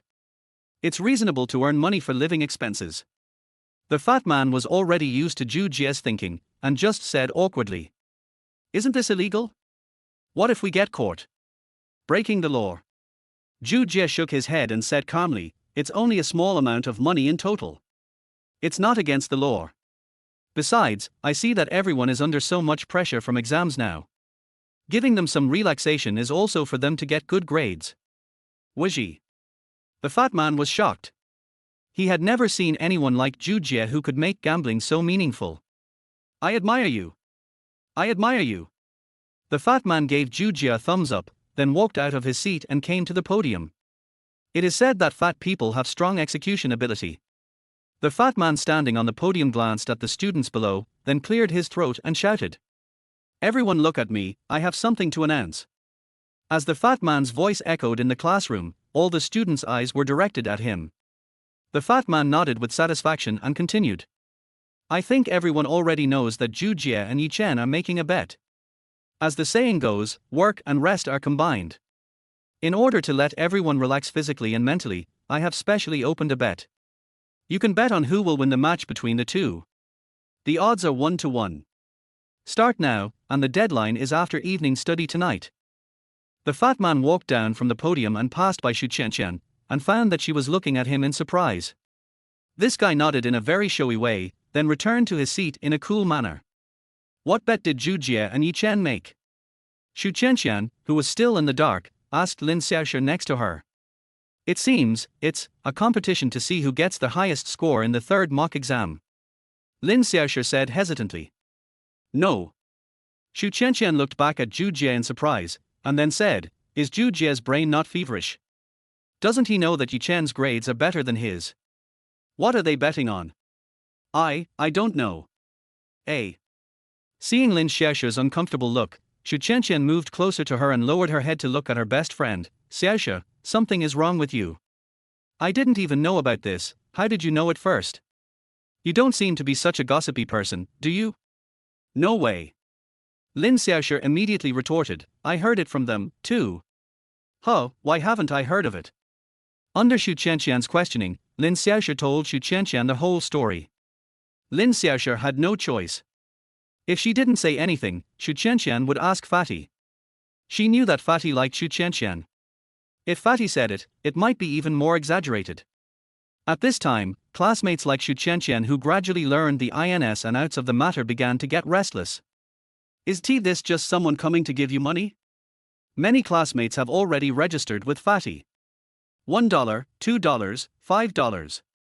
The fat man was very busy and had a bright smile on his face, because all the bets were won by Yi Chen. Chapter 18, Class Monitor Li Fen. Buy it and leave it, buy it and leave it. The fat guy was counting the money while recording it in his notebook. Since they were all in the same class, the other students were not afraid that the fat guy would deny it. The main reason is that the fat guy is actually quite rich. His daily living expenses are much better than Jie Chou's, and this guy even has his own private money. According to what Fatty said before, my dad said that not only daughters should be raised in wealth, but boys should be raised in wealth as well.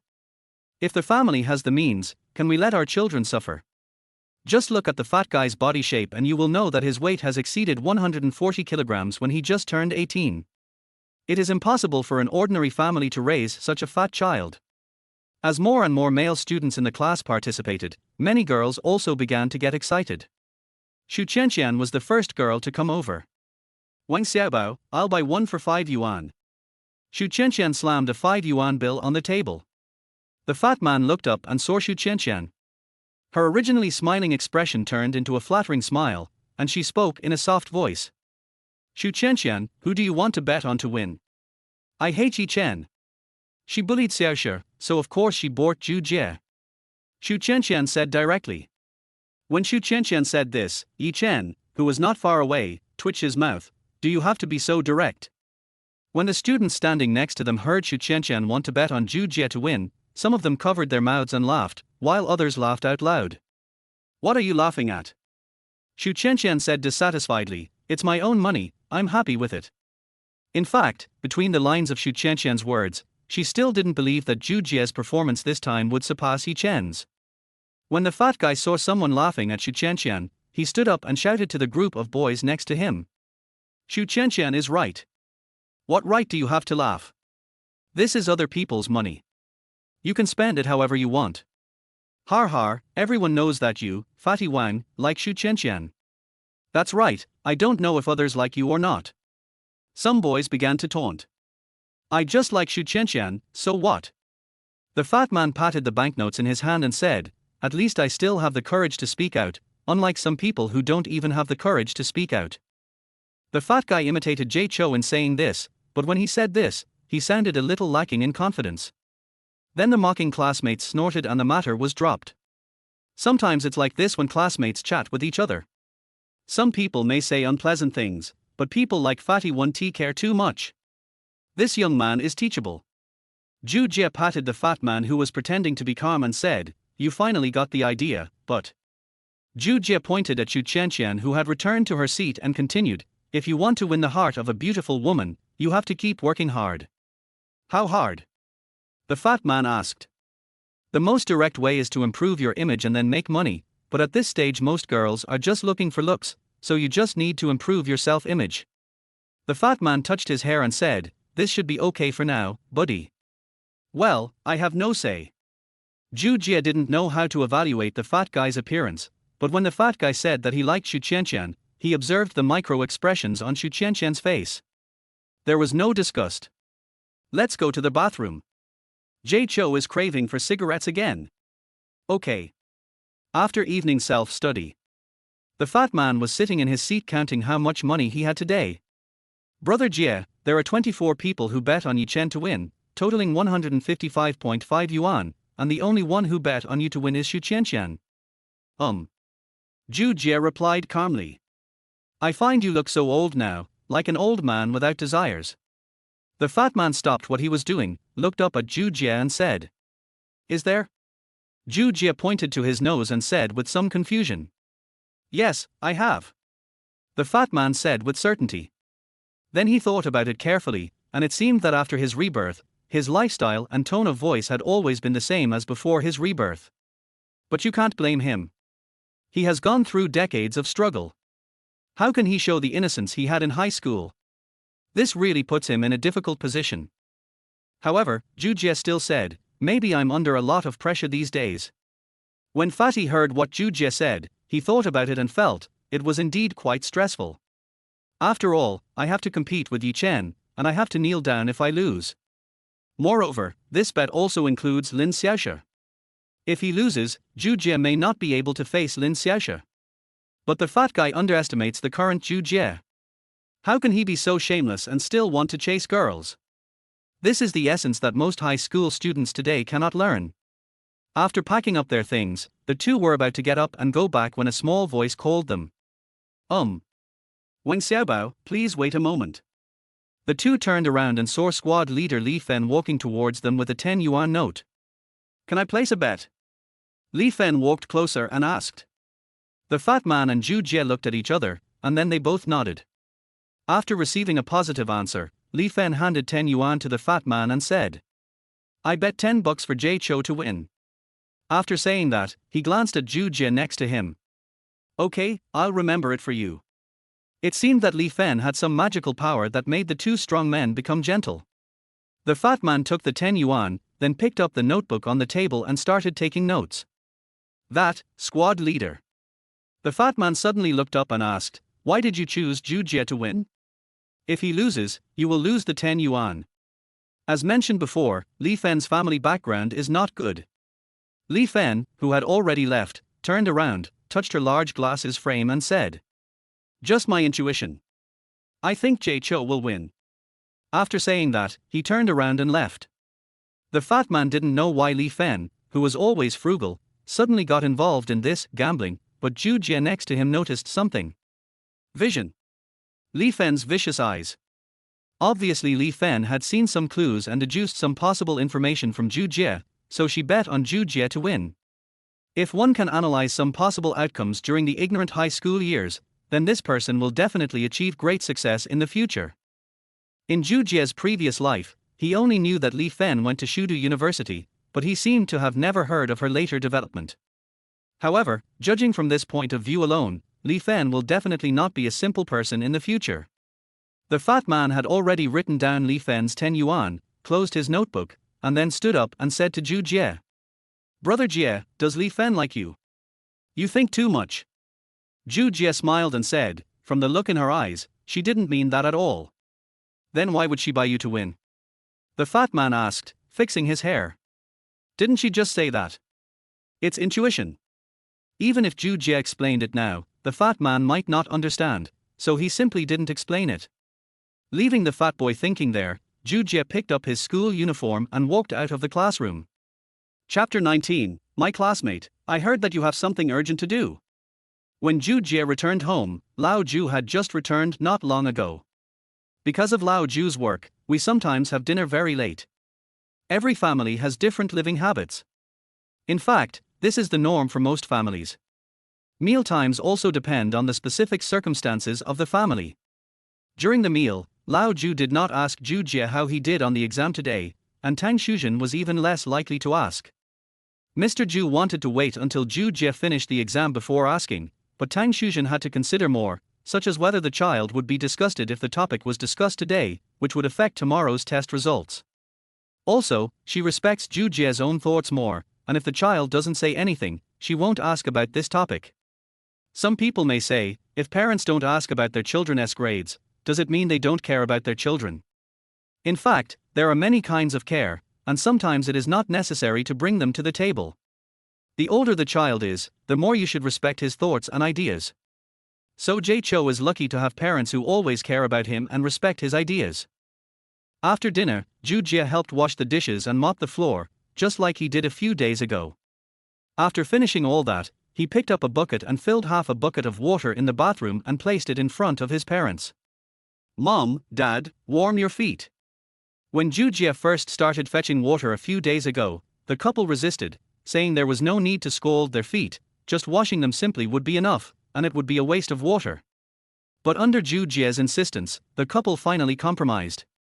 After scalding his feet, Lao Zhu had a special feeling: this scalding feet is really comfortable. So Zhou Jie has been letting the two of them soak their feet in hot water these days. One is to keep his parents healthy and promote blood circulation, the other is to make up for the filial piety that he did not fulfill in his previous life. Having experienced regrets in his previous life, Jie Cho attaches particular importance to the love of his parents in this life. His parents sat on stools, took off their shoes and put their feet in the bucket to soak slowly.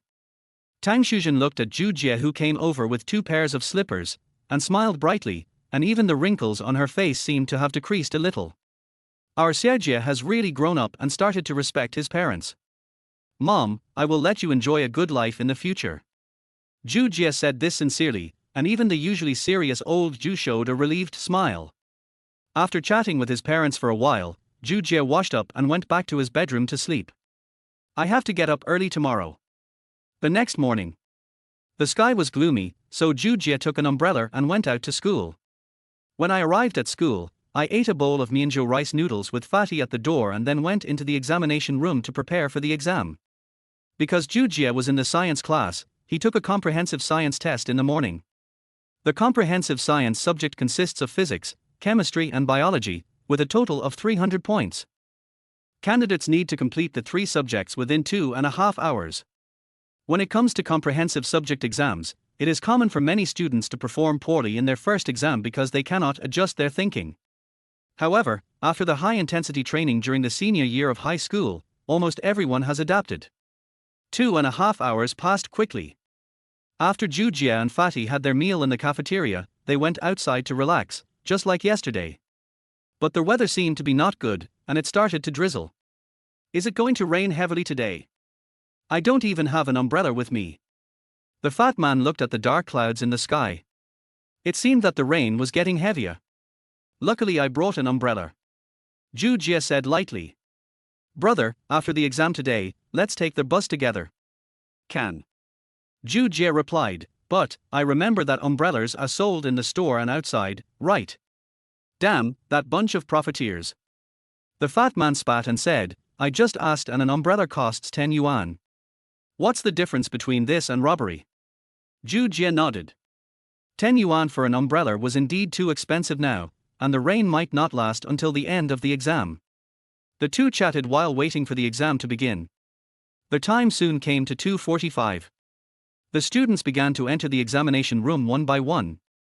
After the invigilator distributed the test papers, he placed a radio with tapes on the table. The first part is the listening part. Please refer to the listening part of the test paper. As the bell rang, the invigilator pressed the switch of the radio. Buzz, a standard male voice echoed in the classroom. This is the 3rd high school mock exam, a provincial joint exam, English, listening section. When the standard male voice on the radio ended, a ding-dong sounded. The listening session officially begins. In fact, in the English listening section, the pronunciation of the characters' dialogues is very standard, but for many students, these dialogues are simply a nightmare. They were confused by what they heard and some students even started drawing lots. What's more, the listening part hasn't ended yet, but all the multiple choice questions on the test paper have been completed. Looking at Zhou Jie again, he was listening to their voice message with a look of enjoyment while ticking the correct answer. It's so easy. Zhou Jie finally experienced the joy of being a top student. The exam ended at 5:30 p.m. Normally speaking, today is Saturday, and I can go home after taking the exam. But the rain outside was getting heavier and heavier, and most of the students had to go back to the classroom. Brother Jie, where's your umbrella? The fat guy looked at the weather outside and said, let's go out of the school gate and take the bus together. You don't care about your wife anymore. Zhou Jie pointed at Xu Qianqian in front of him. The fat man turned his head and saw Xu Qianqian talking to Lin Xiaoxia. For a moment he didn't know what to do. I'll give you a chance to perform. Jie Cho said. How? The fat man asked, understandingly. Go downstairs and buy an umbrella, then send Xu Qianqian back. Remember. Zhou Jie emphasized, if Xu Qianqian asks you to lend her the umbrella, don't agree. Why? The fat man asked with some confusion, what if Xu Qianqian ignored him in the future? Why so many whys? It's right to listen to your buddies. Go ahead. Zhou Jie gave the fat man a cheering gesture. After a while, the fat boy returned to the classroom with an umbrella. Some classmates asked him where he found the umbrella and if he could give them a ride. But the fat man ruthlessly rejected it. He came to Xu Qianqian's side, and soon Xu Qianqian and the fat man walked out. The process was unusually smooth. Only Lin Xiaoshi was left sitting in her seat, with an anxious look on her face. Student, I heard you are in a hurry. Zhou Jie walked to Lin Xiaoshi's side, took out an umbrella and waved it in front of her eyes. Lin Xiaoshi looked up, glanced at Zhou Jie, then nodded heavily and said, Zhou Jie, can you take me out of the school? I have something urgent to do. Zhou Jie thought to himself, of course I know you have something urgent to do, I heard it all just now, otherwise why would you let the fat guy send Xu Qianqian away? No problem, let's go now. Zhou Jie opened the umbrella and motioned Lin Xiaoshi to follow him. The rest of the students in the class watched the whole scene, and some of them started to make a noise, saying that he was actually such a Zhou Jie. It really exposes his true nature. Zhou Jie turned his head and hushed, signaling them not to envy him too much. What's interesting is that Yi Chen was there too. When he saw Zhou Jie actually sending Lin Xiaoshi out, he almost rushed over to stop him. But he was suppressed by a look from Zhou Jie.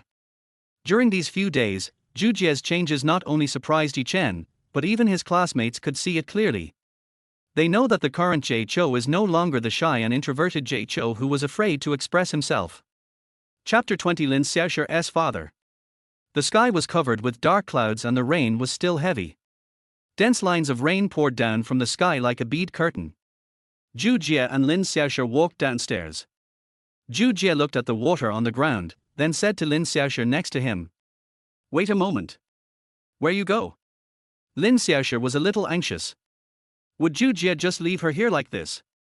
Zhou Jie ran straight into the school canteen and came out within a minute with a few plastic bags in his hands. Put your trouser legs up a little, otherwise they will get wet when you walk to the school gate, and then put this plastic bag over your shoes. Zhou Jie handed the 2 plastic bags in his hand to Lin Xiaoshi. The latter looked at Zhou Jie and then put the plastic bags on her feet swiftly. After both of them put on their umbrellas, Zhou Jie raised the umbrella and said, come closer to me, or your clothes will get wet if you go over there. Lin Xiaoshi is not a pretentious person.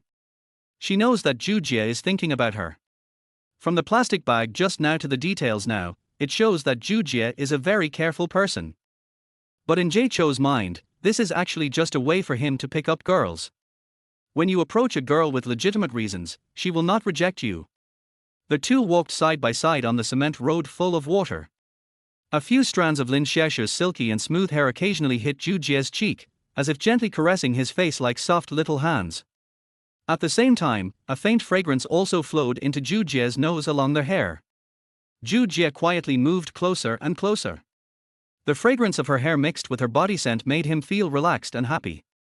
So much so that when they were almost at the school gate, the two were already close together. We're already at the door. Did you take a taxi? Or did someone come to pick you up? Zhou Jie turned his head and found Lin Xiaoshi looking ahead as if looking for something. What's wrong? Zhou Jie asked again. My dad called me today and said he would come to pick me up. Lin Xiaoshi looked at him for a while and then retracted her gaze and continued, maybe he hasn't come yet. I'll give him a call first. Only then did Zhou Jie notice that Lin Xiaoshi was carrying a small white cloth bag on her other shoulder. Lin Xiaoshi took out a pink Nokia phone and dialed the number. Dad, where are you? Oh, okay, I'm already at the school gate. Okay. After hanging up the phone, Lin Xiaoshi said to Zhou Jie, my dad may have to wait for a while, so I may have to trouble you.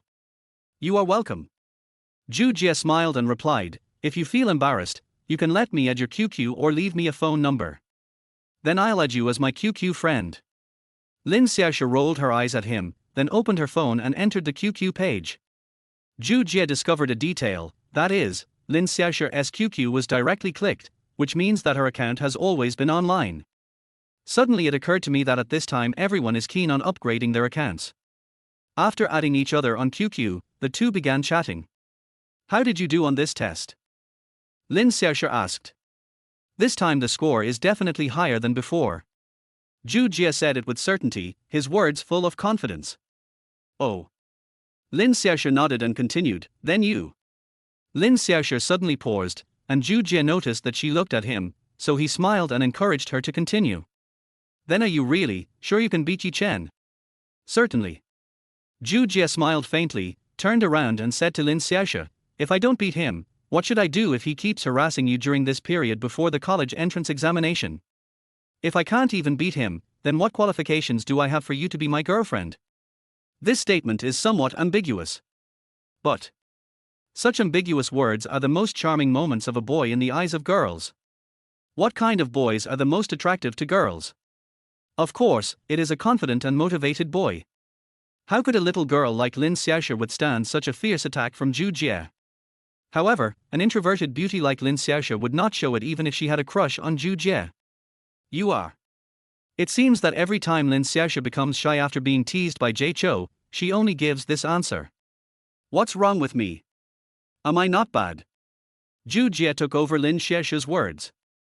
Huh, I don't know you well. Lin Xiaoshi raised her little mouth slightly. Pink face, playful little mouth, it turns out that the school beauty also has such a lovely side. Okay. Are you saying this on purpose to be cute? But Zhou Jie did feel happy in his heart. Generally speaking, if a girl talks to you like this, it means she doesn't hate you. And they will think you are a good person. We are not familiar with each other now, but we will be familiar with each other when you become my girlfriend. Jie Chou replied. Smooth talk. Lin Xiaoshi glanced at Zhou Jie and continued, but you have changed a lot compared to before. You're not the first to say that. Zhou Jie sighed, this is the little trouble after rebirth. The gap between the past and the present is too big. Actually, I have always been like this, but I feel that now that I am in my third year of high school, there is no need to hide it anymore. Zhou Jie continued, it can be regarded as a way to make sure that there are no regrets in my youth. Lin Xiaoshi nodded, and suddenly thought of what happened last week when Zhou Jie confessed his love to her in front of all the teachers and students in the school. Combined with what Zhou Jie said now, it seems to make sense. You are quite steady then. Lin Xiaoshi exclaimed in admiration. Zhou Jie also said this to Fatty, who said he was a pervert, while Lin Xiaoshi said he was steady. And the school beauty has to speak nicely. But then Lin Xiaoshi added, now I give people the feeling of being old-fashioned, not like a high school student. Zhou Jie couldn't help but smile bitterly. Lin Xiaoshi is the second person to say this about him, and there may be a third and fourth person. It seems that I need to search for more memories of my youth in the future. As Zhou Jie was thinking, a black Audi A6 drove through the water and stopped at the parking space in front of the school gate. A middle-aged man got out of the car and walked quickly towards the two people holding an umbrella. My dad is here. Lin Xiaoshi turned and said to Zhou Jie. As if she saw her father, Lin Xiaoshi showed a gentle smile on her face. Then I'll take you there.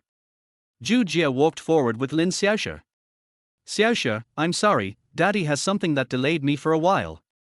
Lin Xiaoshi's father first apologized to his daughter, then turned to Zhou Jie and said with a smile. Thank you, classmate, for sending Xiaoshi out in such heavy rain. Uncle Lin, you're too polite. Lin Xiaoshi is my classmate, and this is as it should be. Jie Chou also responded with a smile, and his tone of voice was neither humble nor arrogant, but steady. Although it was just a simple response, in Lin Guobin's eyes, he couldn't help but look at Zhou Jie a little more. This is my classmate Zhou Jie. Lin Xiaoshi introduced. Hello, classmate Zhou Jie. Lam Kwokbun extended his hand to Jie Chou to shake hands, and Jie Chou responded.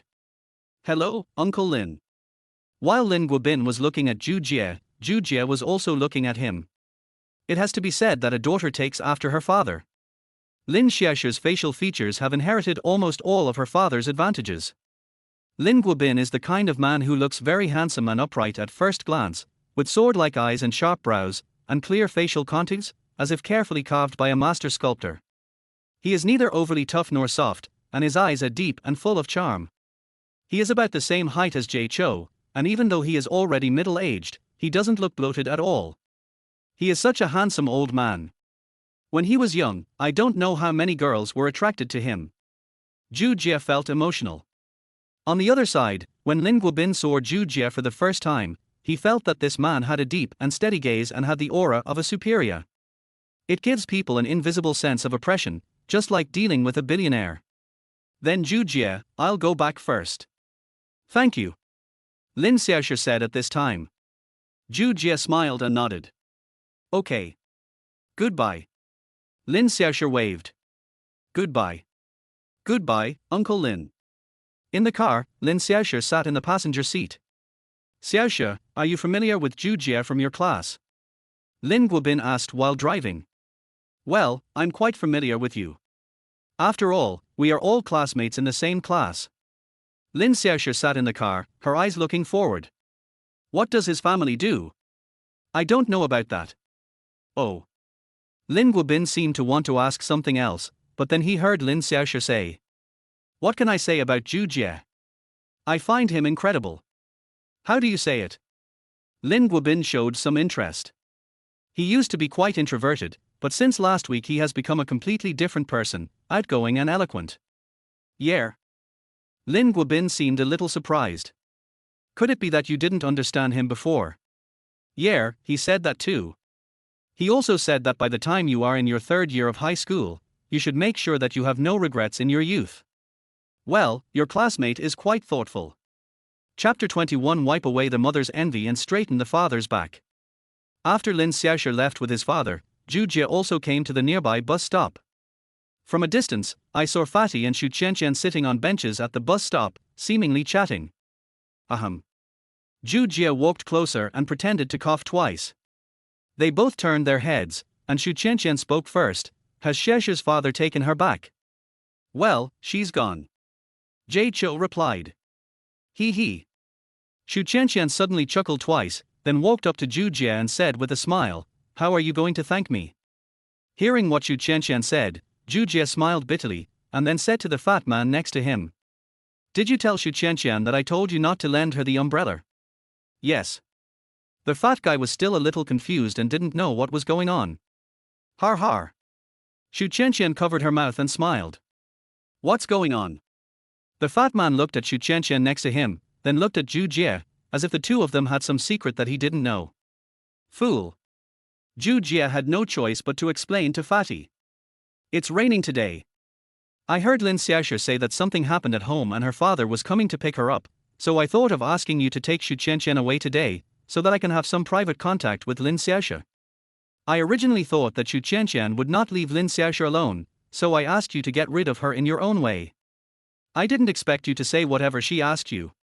Fuck, so you want me to be a shield? The fat man seemed to understand something. Not really a shield, just a wingman at best. What's the difference? The fat man said unconvinced. It's a big difference. Zhou Jie pointed at Xu Qianqian next to him and said, If it weren't for me, would you be able to be alone with the beauty today?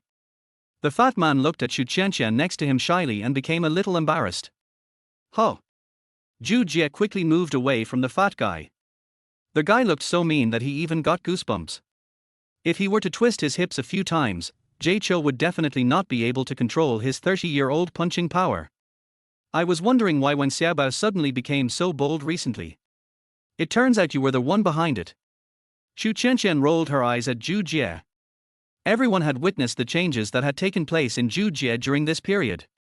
But Zhou Jie would definitely not admit it, but from the expression on Xu Qianqian's face, it can be seen that she was not angry. Seeing this, Jie Chou couldn't help but gossip. Xu Qianqian, you should still have a good impression of Fatty now. From the observations over the past few days, every time Fatty went to see Xu Qianqian, she never refused, which at least showed that Xu Qianqian still approved of Fatty. Sure enough, Xu Qianqian said, Wang Xiaobao is a good person. He confessed to me today, but I didn't agree. Xu Qianqian has this kind of personality. She says what she thinks and is not pretentious. But when Xu Qianqian said this, before Zhou Jie could speak, the fat man spoke first. Xu Qianqian said that we should wait until we go to college and then see if they are suitable for each other. Oh. Zhou Jie was a little surprised. According to Xu Qianqian's meaning, she could give Fatty a chance after he went to college. If the two are suitable, they can officially start a relationship. If not, they can just be friends. At this time, the fat man looked at Zhou Jie with some pride, as if saying, "See, as long as you go to college, Xu Qianqian can be my girlfriend. How do you compare with me?" Zhou Jie really wanted to tell Fatty that after the college entrance examination, Lin Xiaoxia would be his friend, even faster than you. However, seeing the fat man's happy expression, Zhou Jie still didn't say it out loud. "It seems that I am really too kind." Then the bus that Xu Qianqian was waiting for arrived. Coincidentally, they were both going in the same direction, so the fat man was left alone in the wind and rain. "Zhou Jie, are you sure you can beat Yi Chen in this exam?" On the bus, Xu Qianqian and Zhou Jie sat in two adjacent seats. "Certainly." Zhou Jie still answered affirmatively. "Don't brag, or I'll ask Xiaoxia to ignore you." "Don't worry, maybe even you won't do as well as me this time," Jie Cho said without any modesty. "Har! You really are not modest at all." Xu Qianqian snorted and said, "If you fail the exam, don't say I laughed at you." Zhou Jie smiled and said, "Actually, it's understandable that you don't believe me now. After all, even I don't believe it myself. But, we'll know the answer to all this as long as we wait until Monday, right?" "Yeah, you're right." Xu Qianqian nodded and said, "But I still support you. After all, Xiaoxia doesn't hate you. Rather than watching her being harassed by Yi Chen, I support you more. I told you I'm attractive." Jie Cho made a joke. "TSK, if you can capture Xiaoxia's heart, then you are charming." Xu Qianqian made a cheering gesture and said, "I will support you mentally in this matter." "Okay, then I can't let you down." After Zhu Jie returned home, his mother saw that his shoes and pants were wet by the rain, and hurriedly took out slippers and new pants from the room. "Change your pants, or you'll catch a cold." Zhu Jie took the pants and went back to the room to change. When he came out, he saw dinner was already on the table. "Your father will have dinner soon. He will be on patrol tonight. Sit down and eat first." "Okay, Mom." It was raining heavily outside. A family of 3 sat together, and the dishes on the table were delicious. "Zhou Jie, how was the exam?" After dinner, Lao Ju took out a cigarette, tapped the filter on the table, and asked. But before Zhu Jie could answer, his mother Tang Shuzhen glared at him. Then he said, "You really are. The child just finished the test and you asked, why are you in such a hurry?" Old Zhu also seemed to feel that something was wrong. He smiled, smoked and said nothing. "It's okay, Mom." Zhu Jie said as he cleared the dishes, "You can ask anytime, don't worry too much." "So how did you do on the test this time?" Tang Shuzhen asked impatiently. Zhu Jie smiled and said, "If nothing unexpected happens, this time it will be about 60 points higher than before." "Real?" The couple asked in unison, and Lao Ju even stood up from his stool. 60 points more than usual, so the total score can exceed 640 points, right? Tang Shuzhen is not good at math, but when she heard Lao Ju say the score, her expression became excited. "Are you sure?" Tang Shuzhen asked again. "Well, it's not a big problem." "Oh my god, our Zhu family has finally made it," Tang Shuzhen said, and hurried to the shrine in the living room and lit 3 incense sticks, chanting that she must bless Zhu Jie. "That's how your mother is." Old Zhu and little Zhu smiled at each other. In the past, Jie Cho thought his mother was superstitious, but now he seems to slowly understand his mother's intentions. Her purpose was simple, she just wanted to make her son better. Someone once asked Jie Cho, "If you had money, what would you do first?" At that time, Jie Cho just wanted to enjoy life, but now, he thinks that the first thing he should do when he has money is wipe away your mother's envy and straighten your father's back. Chapter 22 The First Pot of Gold. Night. Zhu Jie called Fatty and asked him to meet him at the department store on Xiamen Road tomorrow morning. Lao Ju had a mobile phone, but he took it away when he went to work at night, so Zhu Jie used the home landline to make calls. Landline phones during this period have actually begun to be gradually phased out and fewer people are using them. But Jie Cho still has one at home. Jie Cho still remembers that when his family had just installed a landline phone, he saw an on-demand station on TV, and he could order the programs he wanted to watch by just making a phone call. At that time, Jie Cho didn't understand, and secretly ordered the programs he wanted to watch on the on-demand channel without his parents' knowledge. Zhu Jie remembers that his favorite show at the time was Slam Dunk, but the on-demand channel only played it for about 10 minutes, so Zhu Jie couldn't remember how many times he had played it on demand. But, he remembered a number called for 16. Because the on-demand channel requires deducting service fees, and the charges are based on the number of minutes, the landline fee for that month was 416 yuan. Finally, Jay Cho got the bamboo shoots and pork fried set, which was a 2-in-1 mixed stir-fry. The next day is Sunday and we have a holiday. At 9 o'clock in the morning, the weather had begun to clear up. After washing up and eating, Zhou Jie took a backpack and prepared to go out. At this time, Lao Ju happened to be returning home from get off work. "Dad, you're back." "Yeah, I just got off work." Old Zhu, wearing a raincoat and supporting his tired body, spoke weakly. Zhou Jie's heart suddenly tightened, and an inexplicable pain surged into his heart. He was shocked to find that time had quietly climbed up old Zhu's face, leaving deep and shallow marks. Although he felt sad, Zhou Jie did not show it. It might be due to his father's personality. Even though he felt sorry for his father, he would not show it on his face. However, Zhou Jie still expressed his concern. "Dad, you should have a good sleep after dinner. I'm going to go out first." "Okay, be safe." Even though Lao Ju was tired, he never forgot to care about his son. This also made Jay Cho more determined to spend more time with his parents in this life, try his best to meet his parents' wishes, and make them happy all the time. Speaking of his parents' wishes, Zhou Jie couldn't help but think of his mother in his previous life, who was still muttering before she died, "Son, if I can see you get married, I will feel relieved."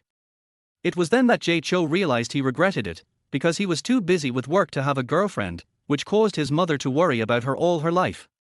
And at that time, he also had the idea of living alone for the rest of his life. If he lived for himself in his previous life, then Jay Cho has made up his mind to live for his parents in this life. When Zhou Jie arrived at the department store by car, the fat man had already arrived. "Brother Jie, is this where you told me to come and find help a few days ago?" The fat man pointed to the department store behind him with some confusion. "Well, come by and make some extra money." Zhou Jie looked at the department store in front of him, looking for something. Extra money. The fat man was even more confused after hearing this, and he didn't know what Zhou Jie was up to. "Help me find a sign called DeLong Credit." "Why are you looking for DeLong Credit? Do you want a loan?" Zhou Jie nodded. The fat man panicked immediately, suddenly grabbed Zhou Jie and said, "Are you crazy? Why did you take out a loan for no reason? I heard from my dad that except for loans from regular banks, these are all usury. You won't be able to pay it back by then, and the interest will compound more and more." "You are quite knowledgeable," Jay Cho said with a smile. "Have you forgotten that my parents are in business? This is what my dad told me. Your father taught you a lot." Zhou Jie let go of the fat man's hand that was pulling his clothes, and then said, "I came here to borrow money because it's a loan shark." "Then how will you pay it back later?" "No need to pay it back," Jay Cho said directly. The fat man scratched his head, not quite understanding. Seeing the fat man like this, Zhou Jie knew that his brain was stuck, so he had to explain. "I heard a rumor that DeLong Credit has been targeted by relevant departments for loan sharking." This was the only way Jay Cho could explain it to Fatty. In fact, the actual situation is that in October this year, DeLong Credit was identified as a gang of organized crime because of a series of crimes including loan fraud, illegal loan issuance involving tens of millions of yuan, illegal beating of others to death, and violent debt collection. The mastermind was sentenced to death and the other members were sentenced to 20 years in prison. Because it was a relatively major event, it caused quite a stir in the capital and was even reported on the morning news, so Jay Cho remembered it very clearly. Those who had taken out loans from DeLong Credit were laughing miserably, because if all the people involved were arrested, the money would be equivalent to being given to them. So Jay Cho's goal today is: come here to apply for a loan.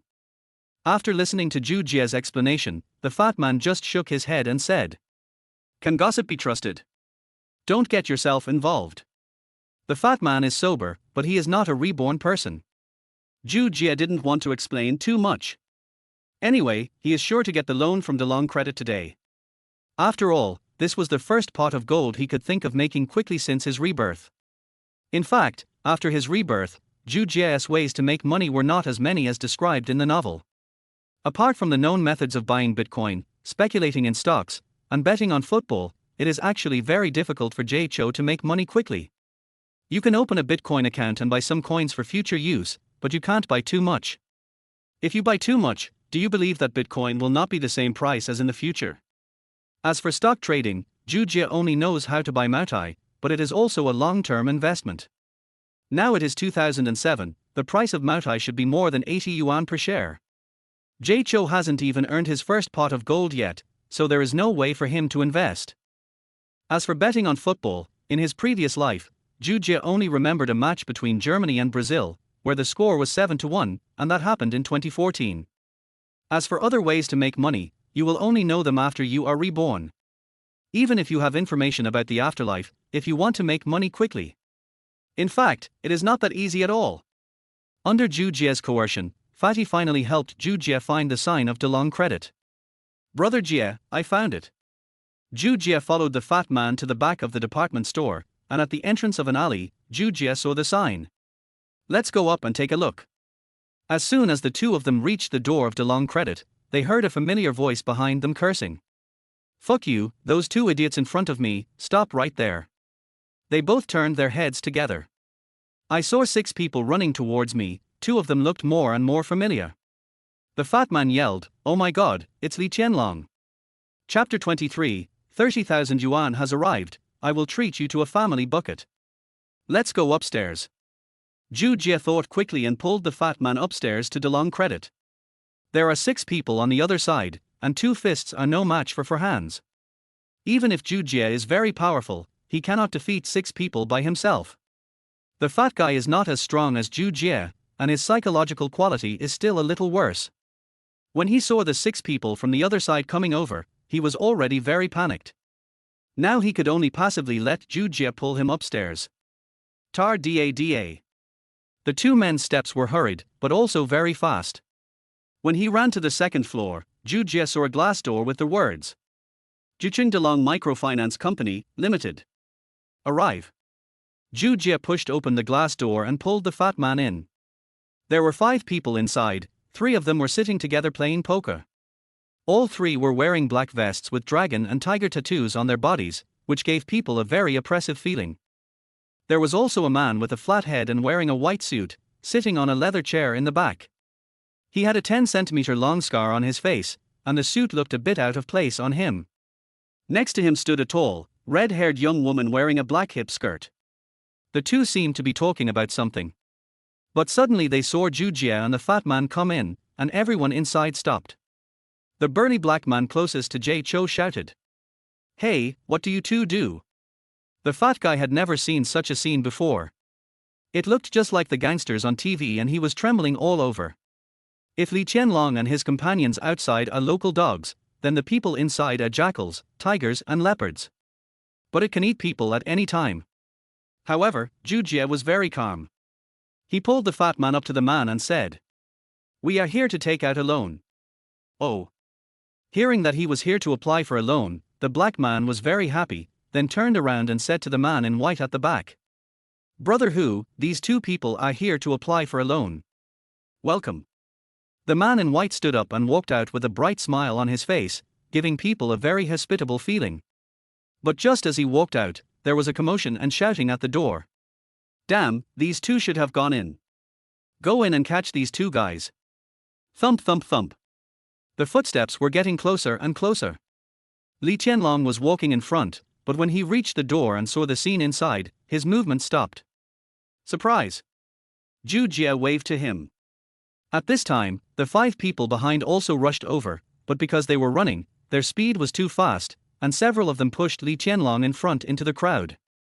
With a click, Li Qianlong fell directly to the ground and fell flat on his face. "What do you do?" The burly black man just now walked up to Li Qianlong and lifted him up with one hand. Aye. Li Qianlong has been in society for a few years, but he has only been doing minor fights on the streets. Now when he sees the big black man, he knows that he is a real gangster. After confirming through eye contact, he, Li Qianlong, knew that he was someone he couldn't afford to offend. I went to the wrong place. Li Qianlong was held in the hand of the big black man and said with a bitter face.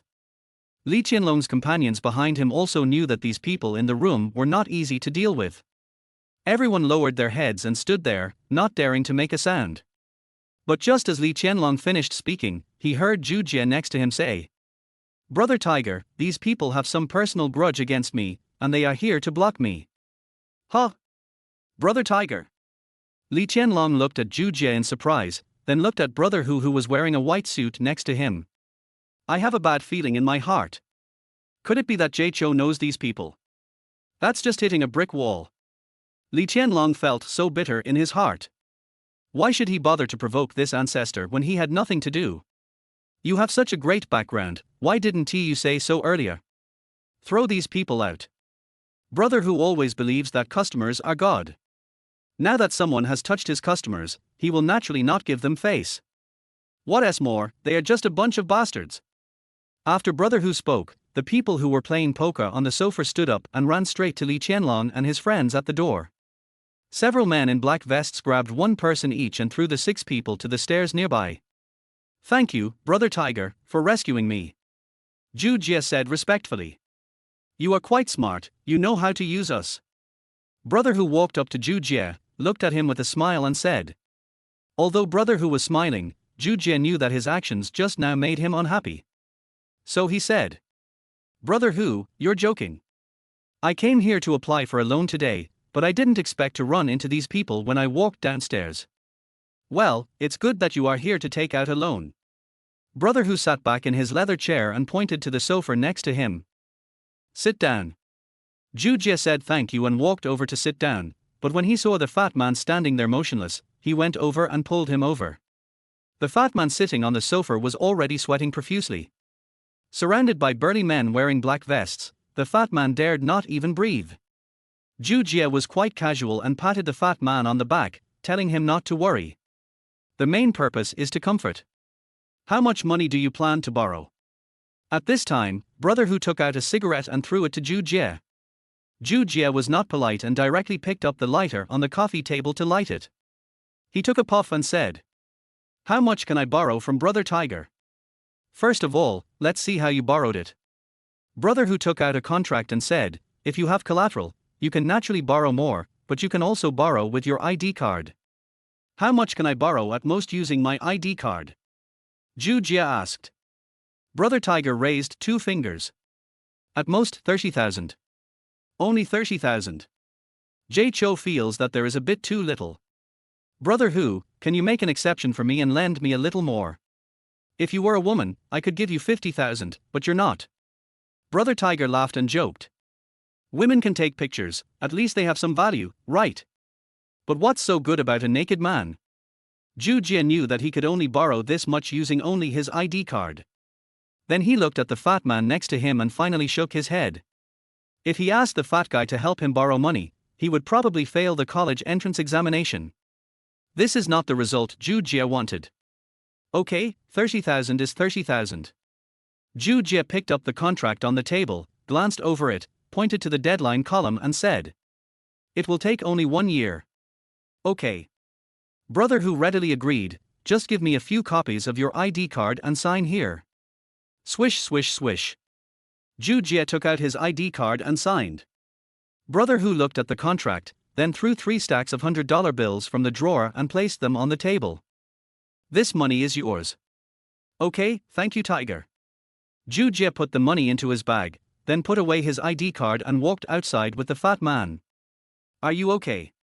Zhou Jie patted the fat man on the back and said, Who? When he got downstairs, the fat man finally let out the anger in his heart, and he was no longer as tense as before. "That's awesome, Brother Jie." The fat man squatted on the ground and gave Zhou Jie a thumbs up. "Okay, let's go, I'll treat you to KFC." Seeing that Fatty was no longer nervous, Zhou Jie decided to treat him to a meal to soothe his young heart. Hearing the name of KFC, the fat man suddenly became excited. "I want to eat the whole bucket, and I'll go to the one below the department store. The chicken legs are crispier." "Okay." Chapter 24. Damn. Do you really know each other? Before going to KFC, Jie Chou went to the bank to apply for a bank card. Although I am not yet 18 years old, in my country, anyone who is 16 years old or older and carries an ID card can apply for a bank card on their own. Jie Chou deposited 20,000 yuan in it and kept the remaining 10,000 yuan in cash for current use. After all, at this time, all payments are made in cash, and there is no mobile payment yet. After getting the silver card, Zhou Jie brought Fatty to the KFC below the department store. There aren't many people inside. KFC is still considered a high consumption area by the public. People usually come here to try something new, and few people come here to eat regularly. Give me a family bucket, Zhou Jie said to the service staff at the counter. Okay, that's 64 yuan. Please wait a moment. Here is your receipt. Zhou Jie put away the receipt and sat opposite the fat man. Brother Jie, I'm sorry to have cost you a lot of money today. The fat man said this a little embarrassedly, but his eyes were fixed on the place where the food was served. It's okay. You used to treat me to food often. In the past, I always treated you to spicy noodles and snacks, but they didn't cost much. The fat man said, but this family bucket is so expensive. I have never had a family bucket before. My dad always said it was expensive and never bought it for me. Your dad already bought you a cell phone, why doesn't he buy you a whole family bundle? Zhou Jie asked with some confusion. Why? The fat man sighed and said, what about my dad? I don't know what he thinks. He will buy me things that he thinks are necessary, but he will never buy anything that is not necessary. After hearing what the fat man said, Zhou Jie probably understood a little. In fact, it is very simple, this is just like the psychology of most boys when they are in love. For example, I will buy whatever my girlfriend needs and she doesn't think it's expensive, but when I buy things for myself, I am very stingy. Sometimes even 2 pairs of socks for 10 yuan are too expensive, and I buy 7 pairs for 10 yuan instead. It's a question of whether it's worth it. Now that you have money, why don't you buy a mobile phone? The fat man asked at this time. How am I going to explain this to my parents after I buy it? Did you win the jackpot?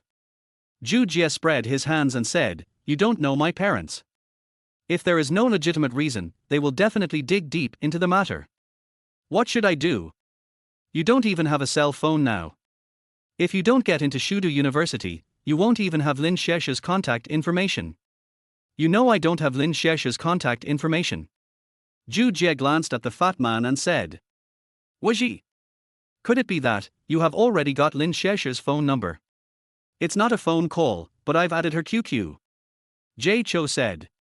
Shit, when did it happen? The fat guy couldn't believe it. The ice beauty Lin Xiexia actually gave Zhou Jie her QQ number.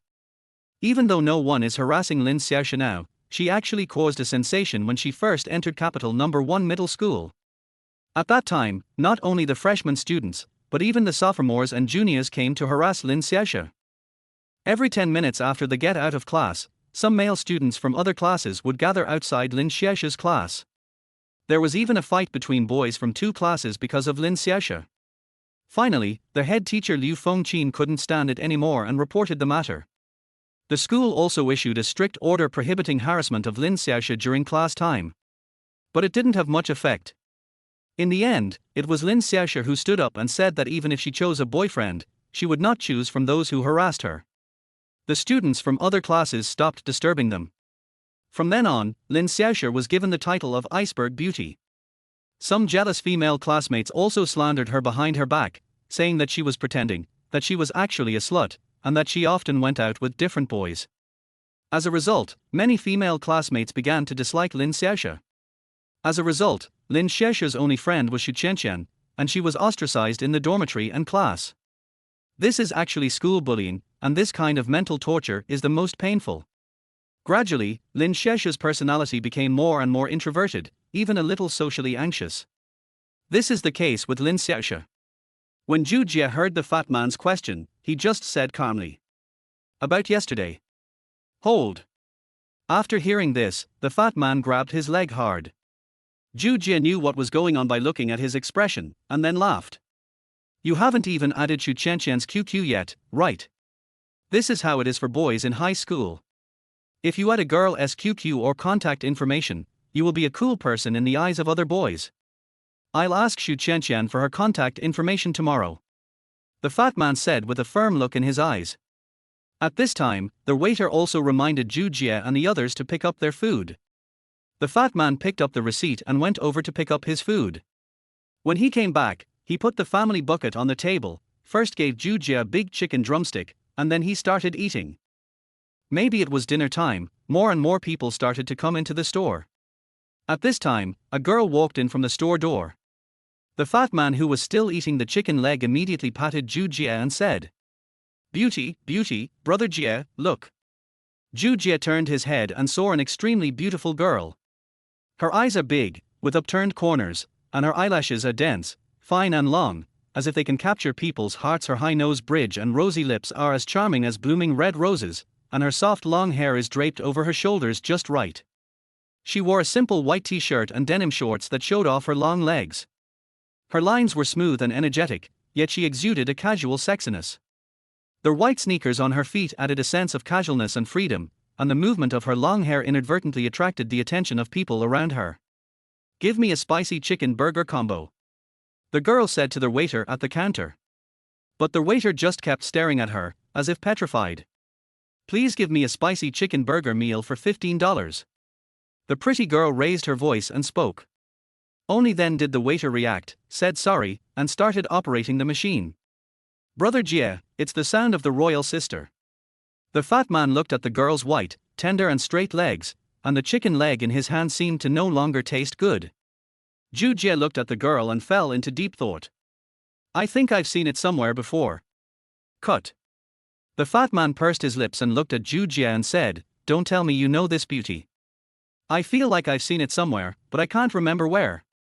It seemed that the beautiful woman heard their conversation and turned around just in time to see them. She first looked at the fat man and the chicken leg in his hand, and then fixed her eyes on Zhou Jie's face. At first he was confused, then a little uncertain, so he put his index finger to his lips and pulled it twice. Then his eyes suddenly lit up and he shouted, "Zhou Jie!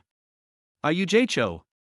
The girl ran over happily, which was somewhat inconsistent with her queen-like image. "Who are you?" Zhou Jie seemed to still be reminiscing when he heard the girl say, "I am Wenwan.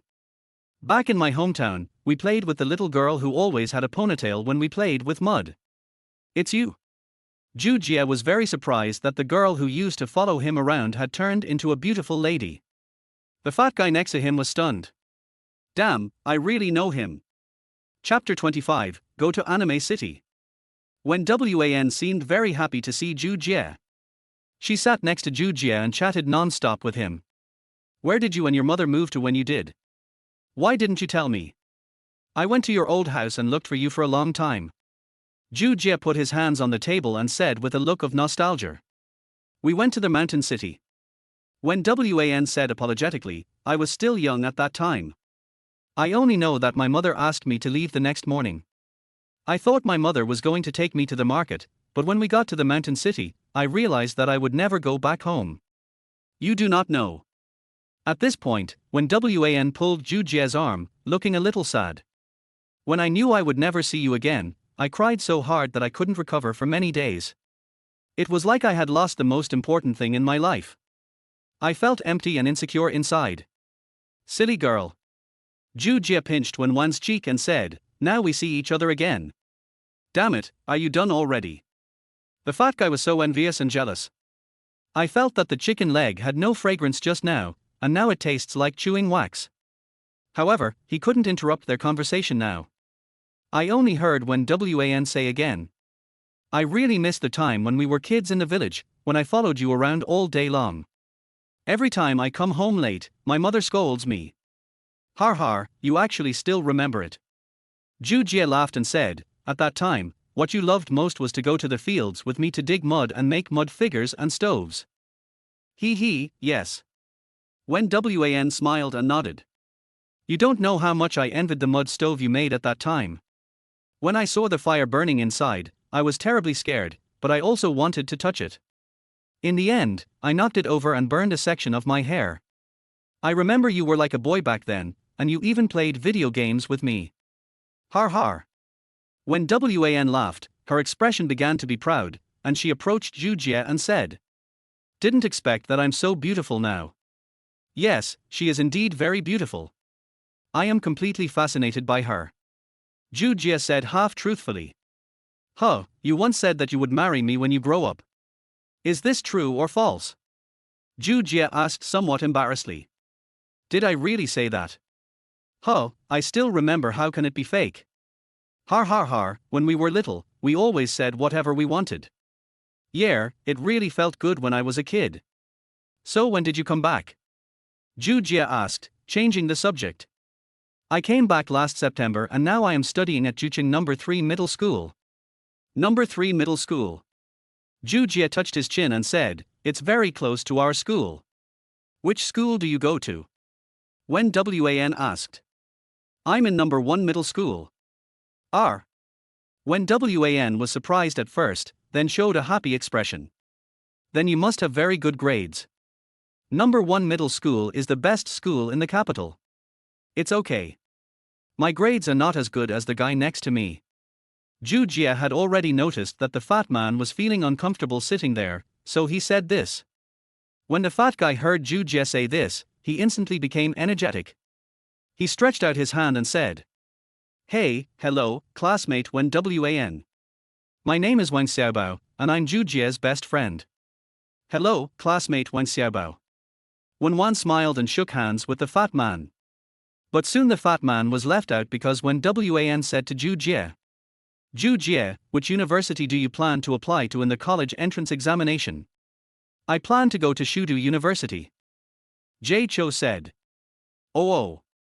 Wen Wan nodded, as if thinking about something. Then she said, I've decided. I want to go to Shudu City to go to college. Which university did you originally want to apply to? Zhou Jie asked. I originally wanted to go to Yucheng Art College, but now that I've met you, I'm planning to stay here. Wen Wan suddenly grabbed Zhou Jie's arm, then leaned forward and said in a childish tone. Anyway, I'm back now, you can't leave me. Zhou Jie was a little amused and helpless. He didn't expect that he had such a high status in Wen Wan's heart. Logically speaking, this kind of emotion should fade as one grows older, but in Wen Wan's case, Zhou Jie felt as if she had recognized him. Would you two like some chicken drumsticks? The ignored fat man asked when he saw that the two of them were silent. Oops, I forgot to pick up my meal. After a few people had eaten KFC, it was already 12:30 noon. Zhou Jie thought about it and decided that he had to buy a mobile phone first, otherwise it would be inconvenient to contact Wen Wan. Brother Jie, how are you going to explain this to your parents then? The fat man asked in a low voice from behind. Then you can go back with me and tell me that you won the lottery. Zhou Jie patted the fat man and said. Are you really talking about a lottery? Yes. Then why should I go to your house? Prove it for me. Is it okay not to go? Can. Zhou Jie pointed at the bucket in the fat man's arms and said, just spit out what you've eaten. Then I'll go. The fat man subconsciously tightened the family bucket in his hand. The three of them quickly arrived at the mobile phone mall. Zhou Jie bought the same Nokia 5500 phone as Fatty, and also applied for a phone card at the business hall. The reason I bought this phone is mainly to make it easier to find an excuse when the time comes. The reason was simple. He said that he and the fat man participated in a lottery and won the grand prize together. The prize was 2 Nokia 5500 mobile phones. It might be fake that Jie Cho won the prize alone, but with the help of Fatty, the credibility would be much higher. I exchanged contact information with Wen Wan, not only leaving her phone number but also adding her on QQ. The fat guy next to her also wanted to add Wen Wan's QQ, but he didn't have the courage to say it out loud. Do you have anything to do this afternoon? How about we go play video games? The fat guy seemed to want to play video games as well. When Zhou Jie looked at him, he kept nodding to himself. So I agreed. In 2007, there were already many animation cities in the city. Just like in later generations, you can grab dolls, play video games, and win game coins and coupons to exchange for things. Anime City was actually quite popular during this period. The three of them didn't walk far. There was an animation city on the 4th floor of the department store. Because it was Sunday, the place was already packed with people and extremely busy. The colorful machines are shining brightly, and the sounds of various machines are endless. The game coins at this time are relatively cheaper, usually 2 coins for 50 cents. Give me 30 yuan of game coins. Zhou Jie took out 3 10-yuan bills and handed them to their waiter, but was pulled back by a delicate hand. I'll give it to you. When Wan grabbed Zhou Jie forcefully, and with her other hand she handed a 50 yuan bill to the waiter. Zhou Jie didn't act pretentiously and put the 30 yuan away. Soon, several people took the game coins and started sweeping the major game consoles. Alas, I didn't catch it again. This machine is too loose. When Wan kept stomping her feet in front of a claw machine. Let me try. You can't catch so many coins. Let Fatty try it. Fuck, what a crappy machine. There's a boxing king over here, brother Jie, would you like to have a fight? Okay, but don't cry like you did last time if you lose. I will definitely beat you today. There's no one on the dance machine right now, Zhou Jie, help me put in the coins, I want to dance. Zhou Jie, do I dance well? It looks good. It looks good. Good times always pass quickly, and several people played in the animation city until 5 p.m. Zhou Jie, I'm going home now. I'll come to number 1 middle school to see you later when I have time. Wen Wan said with some reluctance. Okay, come to my house when you have time. My house is now at. Okay, I'll definitely come. Then I'll go first. Goodbye. Goodbye. Chapter 26. You are a good kid with a promising future. After when Wan left, Zhou Jie bought some things and he and Fatty prepared to take the bus back home. In the car. Brother Jie, when Wan seems to like you. The fat man looked at Zhou Jie with envy, as if analyzing what made him handsome. Do you like it? Zhou Jie thought for a moment and said. It depends on what kind of person you like. Of course it's the kind of love between a man and a woman. The fat man said. When Wan said today, remember when you were little you said you wanted to marry her. He. Zhou Jie just smiled and said, they say you shouldn't try to guess what a woman is thinking. In fact, it's the hardest to understand. Even though he had seen countless women in his previous life, this was the first time he had encountered a situation like when Wan. That she likes herself. Who would believe me if someone suddenly said he liked me after not seeing me for more than 10 years? She says she doesn't like me, but her gentle words and actions don't seem to indicate that she doesn't like me. In the end, Jie Chou could only draw a simple conclusion, that is, Wan is straightforward in character, but also nostalgic, missing the good times they had together when they were children. What I like is just the feeling of being with myself when I was a child. When Zhou Jie brought Fatty back home, Aunt Tang was cooking. Xiaobao, stay and have dinner with us today. Auntie made taro roast chicken for you today. Fatty used to come to see Zhou Jie often, so Tang Shuzhen had seen Fatty many times and was already very familiar with him. Okay, Aunt Tang, I like the taro roast chicken you make the most. The fat man walked in and sat down on the sofa downstairs as if it were his own home. Not restrained at all. Tang Shuzhen and Lao Ju also like Fatty's personality. They used to say that it would be great if Zhou Jie could be as outgoing as Fatty. In the past, when Jie Chou heard such words, he would touch his neck embarrassedly. At that time, he did feel that he was not as outgoing and bold as the fat guy. But I still don't have the courage to change. After all, personality changes are not something that can be achieved overnight. You have to go through it before you can grow. For example, Zhou Jie now put the cold meat board on the street and the fried chicken board at KFC on the table and said, Mom, I bought some vegetables, and the KFC you wanted to try before. In the past, when Jie Chou and his mother went to the department store to buy clothes, Tang Shuzhen saw people in KFC eating golden fried chicken with their hands, so she went in to ask. When I learned that a chicken wing cost 7.5 yuan, I immediately gave up the idea of eating it. He kept muttering, such a small chicken wing is sold at such a high price. It's enough to buy several bowls of noodles for our family. When Tang Shuzhen heard that Zhou Jie bought KFC, she still showed a happy smile on her face. It seemed like all mothers were the same. Although they had a smile on their faces, the next moment they still asked Zhou Jie where he got the money to buy KFC. I remember that one chicken wing at KFC cost $7. Now a bucket this big must cost a lot of money. Tang Shuzhen looked at Zhou Jie and said, she was afraid that her son would go out and do bad things. Mom. Zhou Jie walked to the kitchen and put a hand on Tang Shuzhen's shoulder, signaling her not to worry. Then his expression suddenly became exaggerated, and he said excitedly, your son won the jackpot today. Big prize.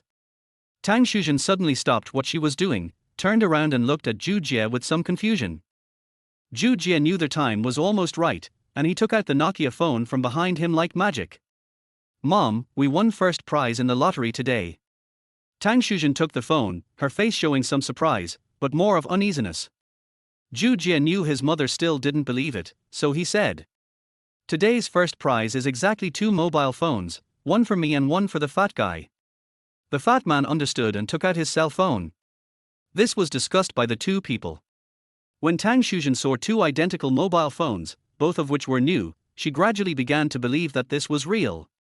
After all, only one phone could be fake, but if there are 2, the probability of it being fake is too small. "I really won the jackpot." Tang Shuzhen's face was now filled with excitement.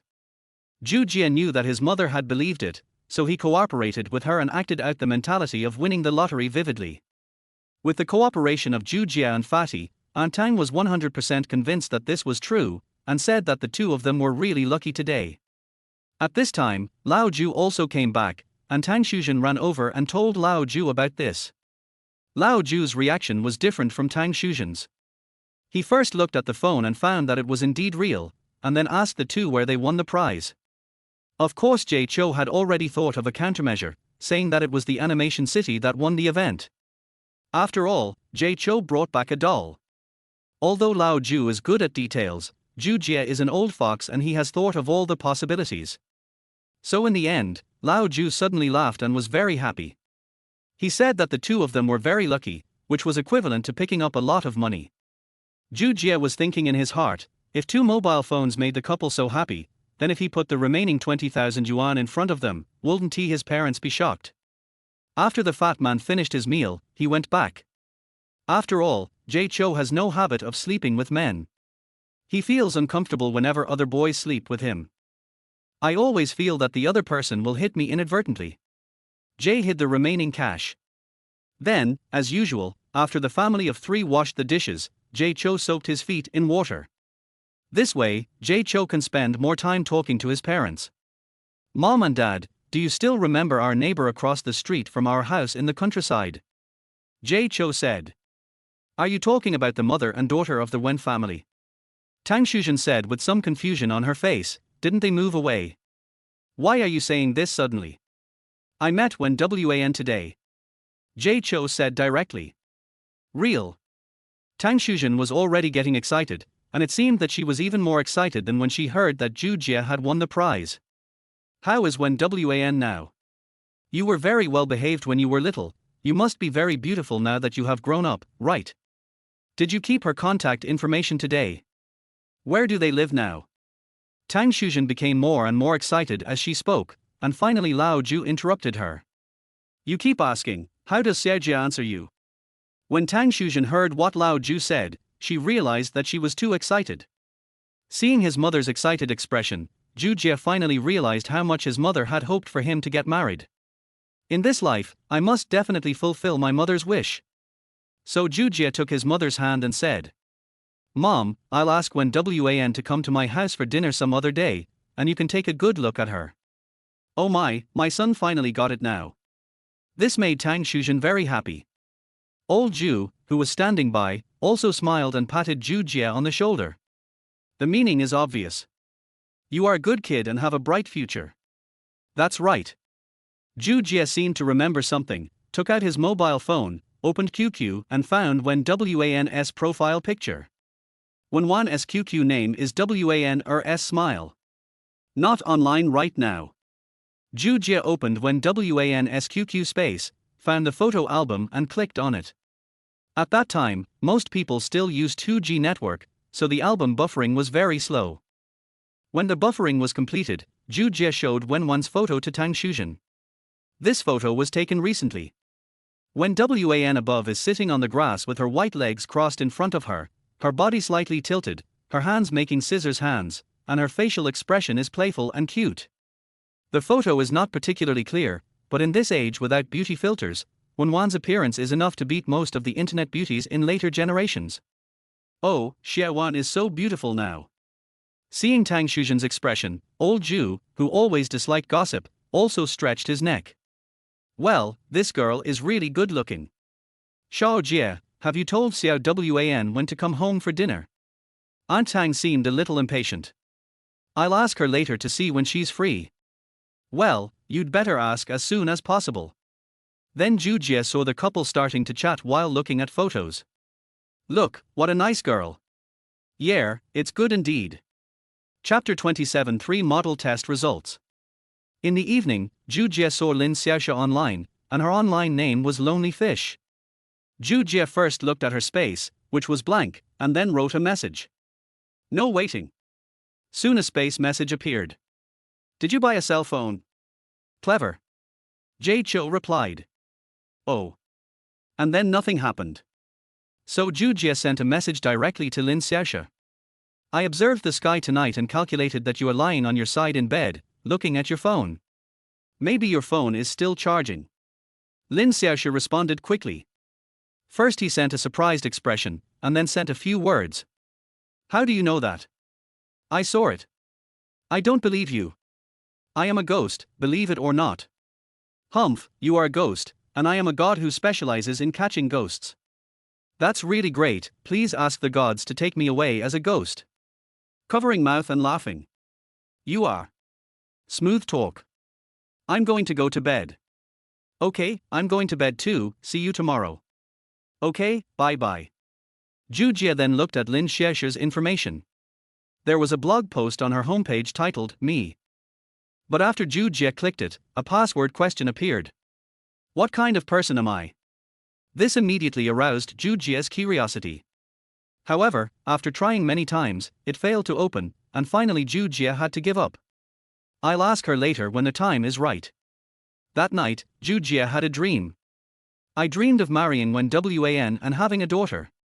Then the scene changed and Lin Xiaoxia appeared at the wedding wearing the same wedding dress, with a little boy beside her. Then the scene changed again. Zhou Jie was lying on a big rose-red bed, when and Lin Xiaoxia both rushed towards Zhou Jie. Ding ding ding.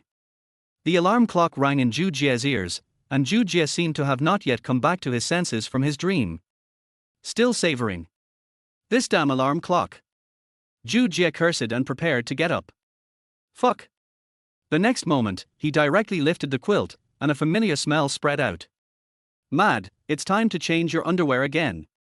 Today's morning reading was a little different from usual, and most of the students were absent-minded. Because today is the day when the results are announced. Whenever the sound of high heels tapping on the floor was heard in the corridor, the students would unconsciously turn their eyes outside. When I saw that it was a teacher from another class, the nervousness in my heart instantly reduced a little. But my heart has always been hanging. Soon another footstep sound was heard, and the head teacher Liu Fengqin came in with a thick test paper. Apart from the sound of breathing, no other sound could be heard in the classroom. For a moment it was so quiet that it was a little eerie. Zhou Jie even saw some of his classmates' legs starting to tremble. This feeling of oppression is really not exaggerated. Before handing out the test papers, let me say a few words. This is the classic opening line of almost all teachers. Liu Fengqin first took a sip of water slowly, and then tidied the test papers on the table, mainly aiming at psychological deterrence. Then he cleared his throat and said, there were many problems with the third mock exam this time. First, give a classic warning to make everyone pay attention to the issues you are talking about. Then give another candy. Although this exam revealed many problems, there are also students who have made great progress. When he said this, Zhou Jie felt Liu Fengqin's gaze linger on him for 0.5 seconds. People are full of anxiety about unknown results. Even Zhou Jie, who has been reborn, is more or less nervous. After all, the results haven't come out yet. Now let's start distributing the Chinese test papers. Liu Fengqin has a habit of distributing the test papers from high to low. This not only encourages students who perform well in the exam, but also discourages those who perform poorly. Li Fen 141, Wang Bo 138, Lin Xiaoxia 137, Xu Qianqian 135. Zhou Jie 126. Because their head teacher, Liu Fengqin, is a Chinese teacher, after handing out the Chinese test papers, she also talked about some test points and some students' negligence. Only then did they start distributing the math test papers. Wang Bo 142, Wang Xiaobao 140, Lin Xiaoxia 138, Xu Qianqian 138. Zhou Jie 123. After handing out the math test papers, their head teacher said again, Student Wang Xiaobao performed very well in mathematics this time. The mathematics teacher just praised him in the office. Next is comprehensive science. Li Minute 264, Li Fen 260, Wenbo 257, Lin Xiaoxia 255. Zhou Jie 243. When it came time to hand out the English test papers, the head teacher did not continue, but turned around and looked outside the classroom and said, "Teacher Su, the other test papers have been distributed." Su Muqing walked in from the door at this time. The other students were a little curious as to why Teacher Su came here. She is the youngest teacher in the senior year and has only 2 years of teaching experience since graduating from high school. Because of her outstanding appearance, many students take her classes very seriously. Her silky and smooth wavy hair has become one of her unique symbols of charm. The reason why I am here to distribute the English results this time is because one of my classmates' English results exceeded the expectations of all our teachers. When Su Muqing said this, her eyes were always on Zhou Jie. Of course Zhou Jie knew the reason, but his classmates understood something. Did Zhou Jie fail the English test this time? Some students began to speculate. Even if he failed the test, there's no need to ask Teacher Su to come and explain in person. Could it be that Zhou Jie did very well in the test this time? Didn't you see Teacher Su's expression? There was no smile at all. She's always like this. The students made a lot of guesses, but they were all in the worst direction. After all, Zhou Jie's English has always been poor, usually hovering between 80 and 90 points, ranking at the bottom of the class. Yi Chen, who was standing aside, secretly breathed a sigh of relief. When he first heard Zhou Jie's results, he had already started sweating profusely. Because Zhou Jie's scores in the previous subjects were only about 60 points lower than mine. In other words, Zhou Jie would win as long as he scored 70 points in English. But now seeing Su Muqing's look, Yi Chen seemed to already know the result. Zhou Jie failed the English test this time. Xu Chenxian looked at Zhou Jie with pity, while Lin Xiaoxia was twirling the pen in her hand, not knowing what she was thinking. The fat man next to him pulled Zhou Jie's clothes and comforted him. "It doesn't matter. Just do well in the college entrance examination." "What the hell are you talking about?" Jay Cho said unhappily. He was so confident in his English that it was impossible for him to do poorly on the test. As if to confirm Zhou Jie's idea, the head teacher knocked on the table. "Okay, everyone, be quiet." Liu Fengqin shouted to the students below. "Listen to what Teacher Su has to say first." Seeing that everyone had quieted down, Su Muqing said, "Everyone is looking forward to the results, so I will just hand out the test papers." Su Muqing picked up a test paper and smiled unconsciously. Zhou Jie. 150 points. Wow. When Su Muqing announced Zhou Jie's grades, the class went into an uproar. Everyone's reaction was in stark contrast to what it was at the beginning. Are you kidding? 150 points. Is it fake? Oh my god. Zhou Jie.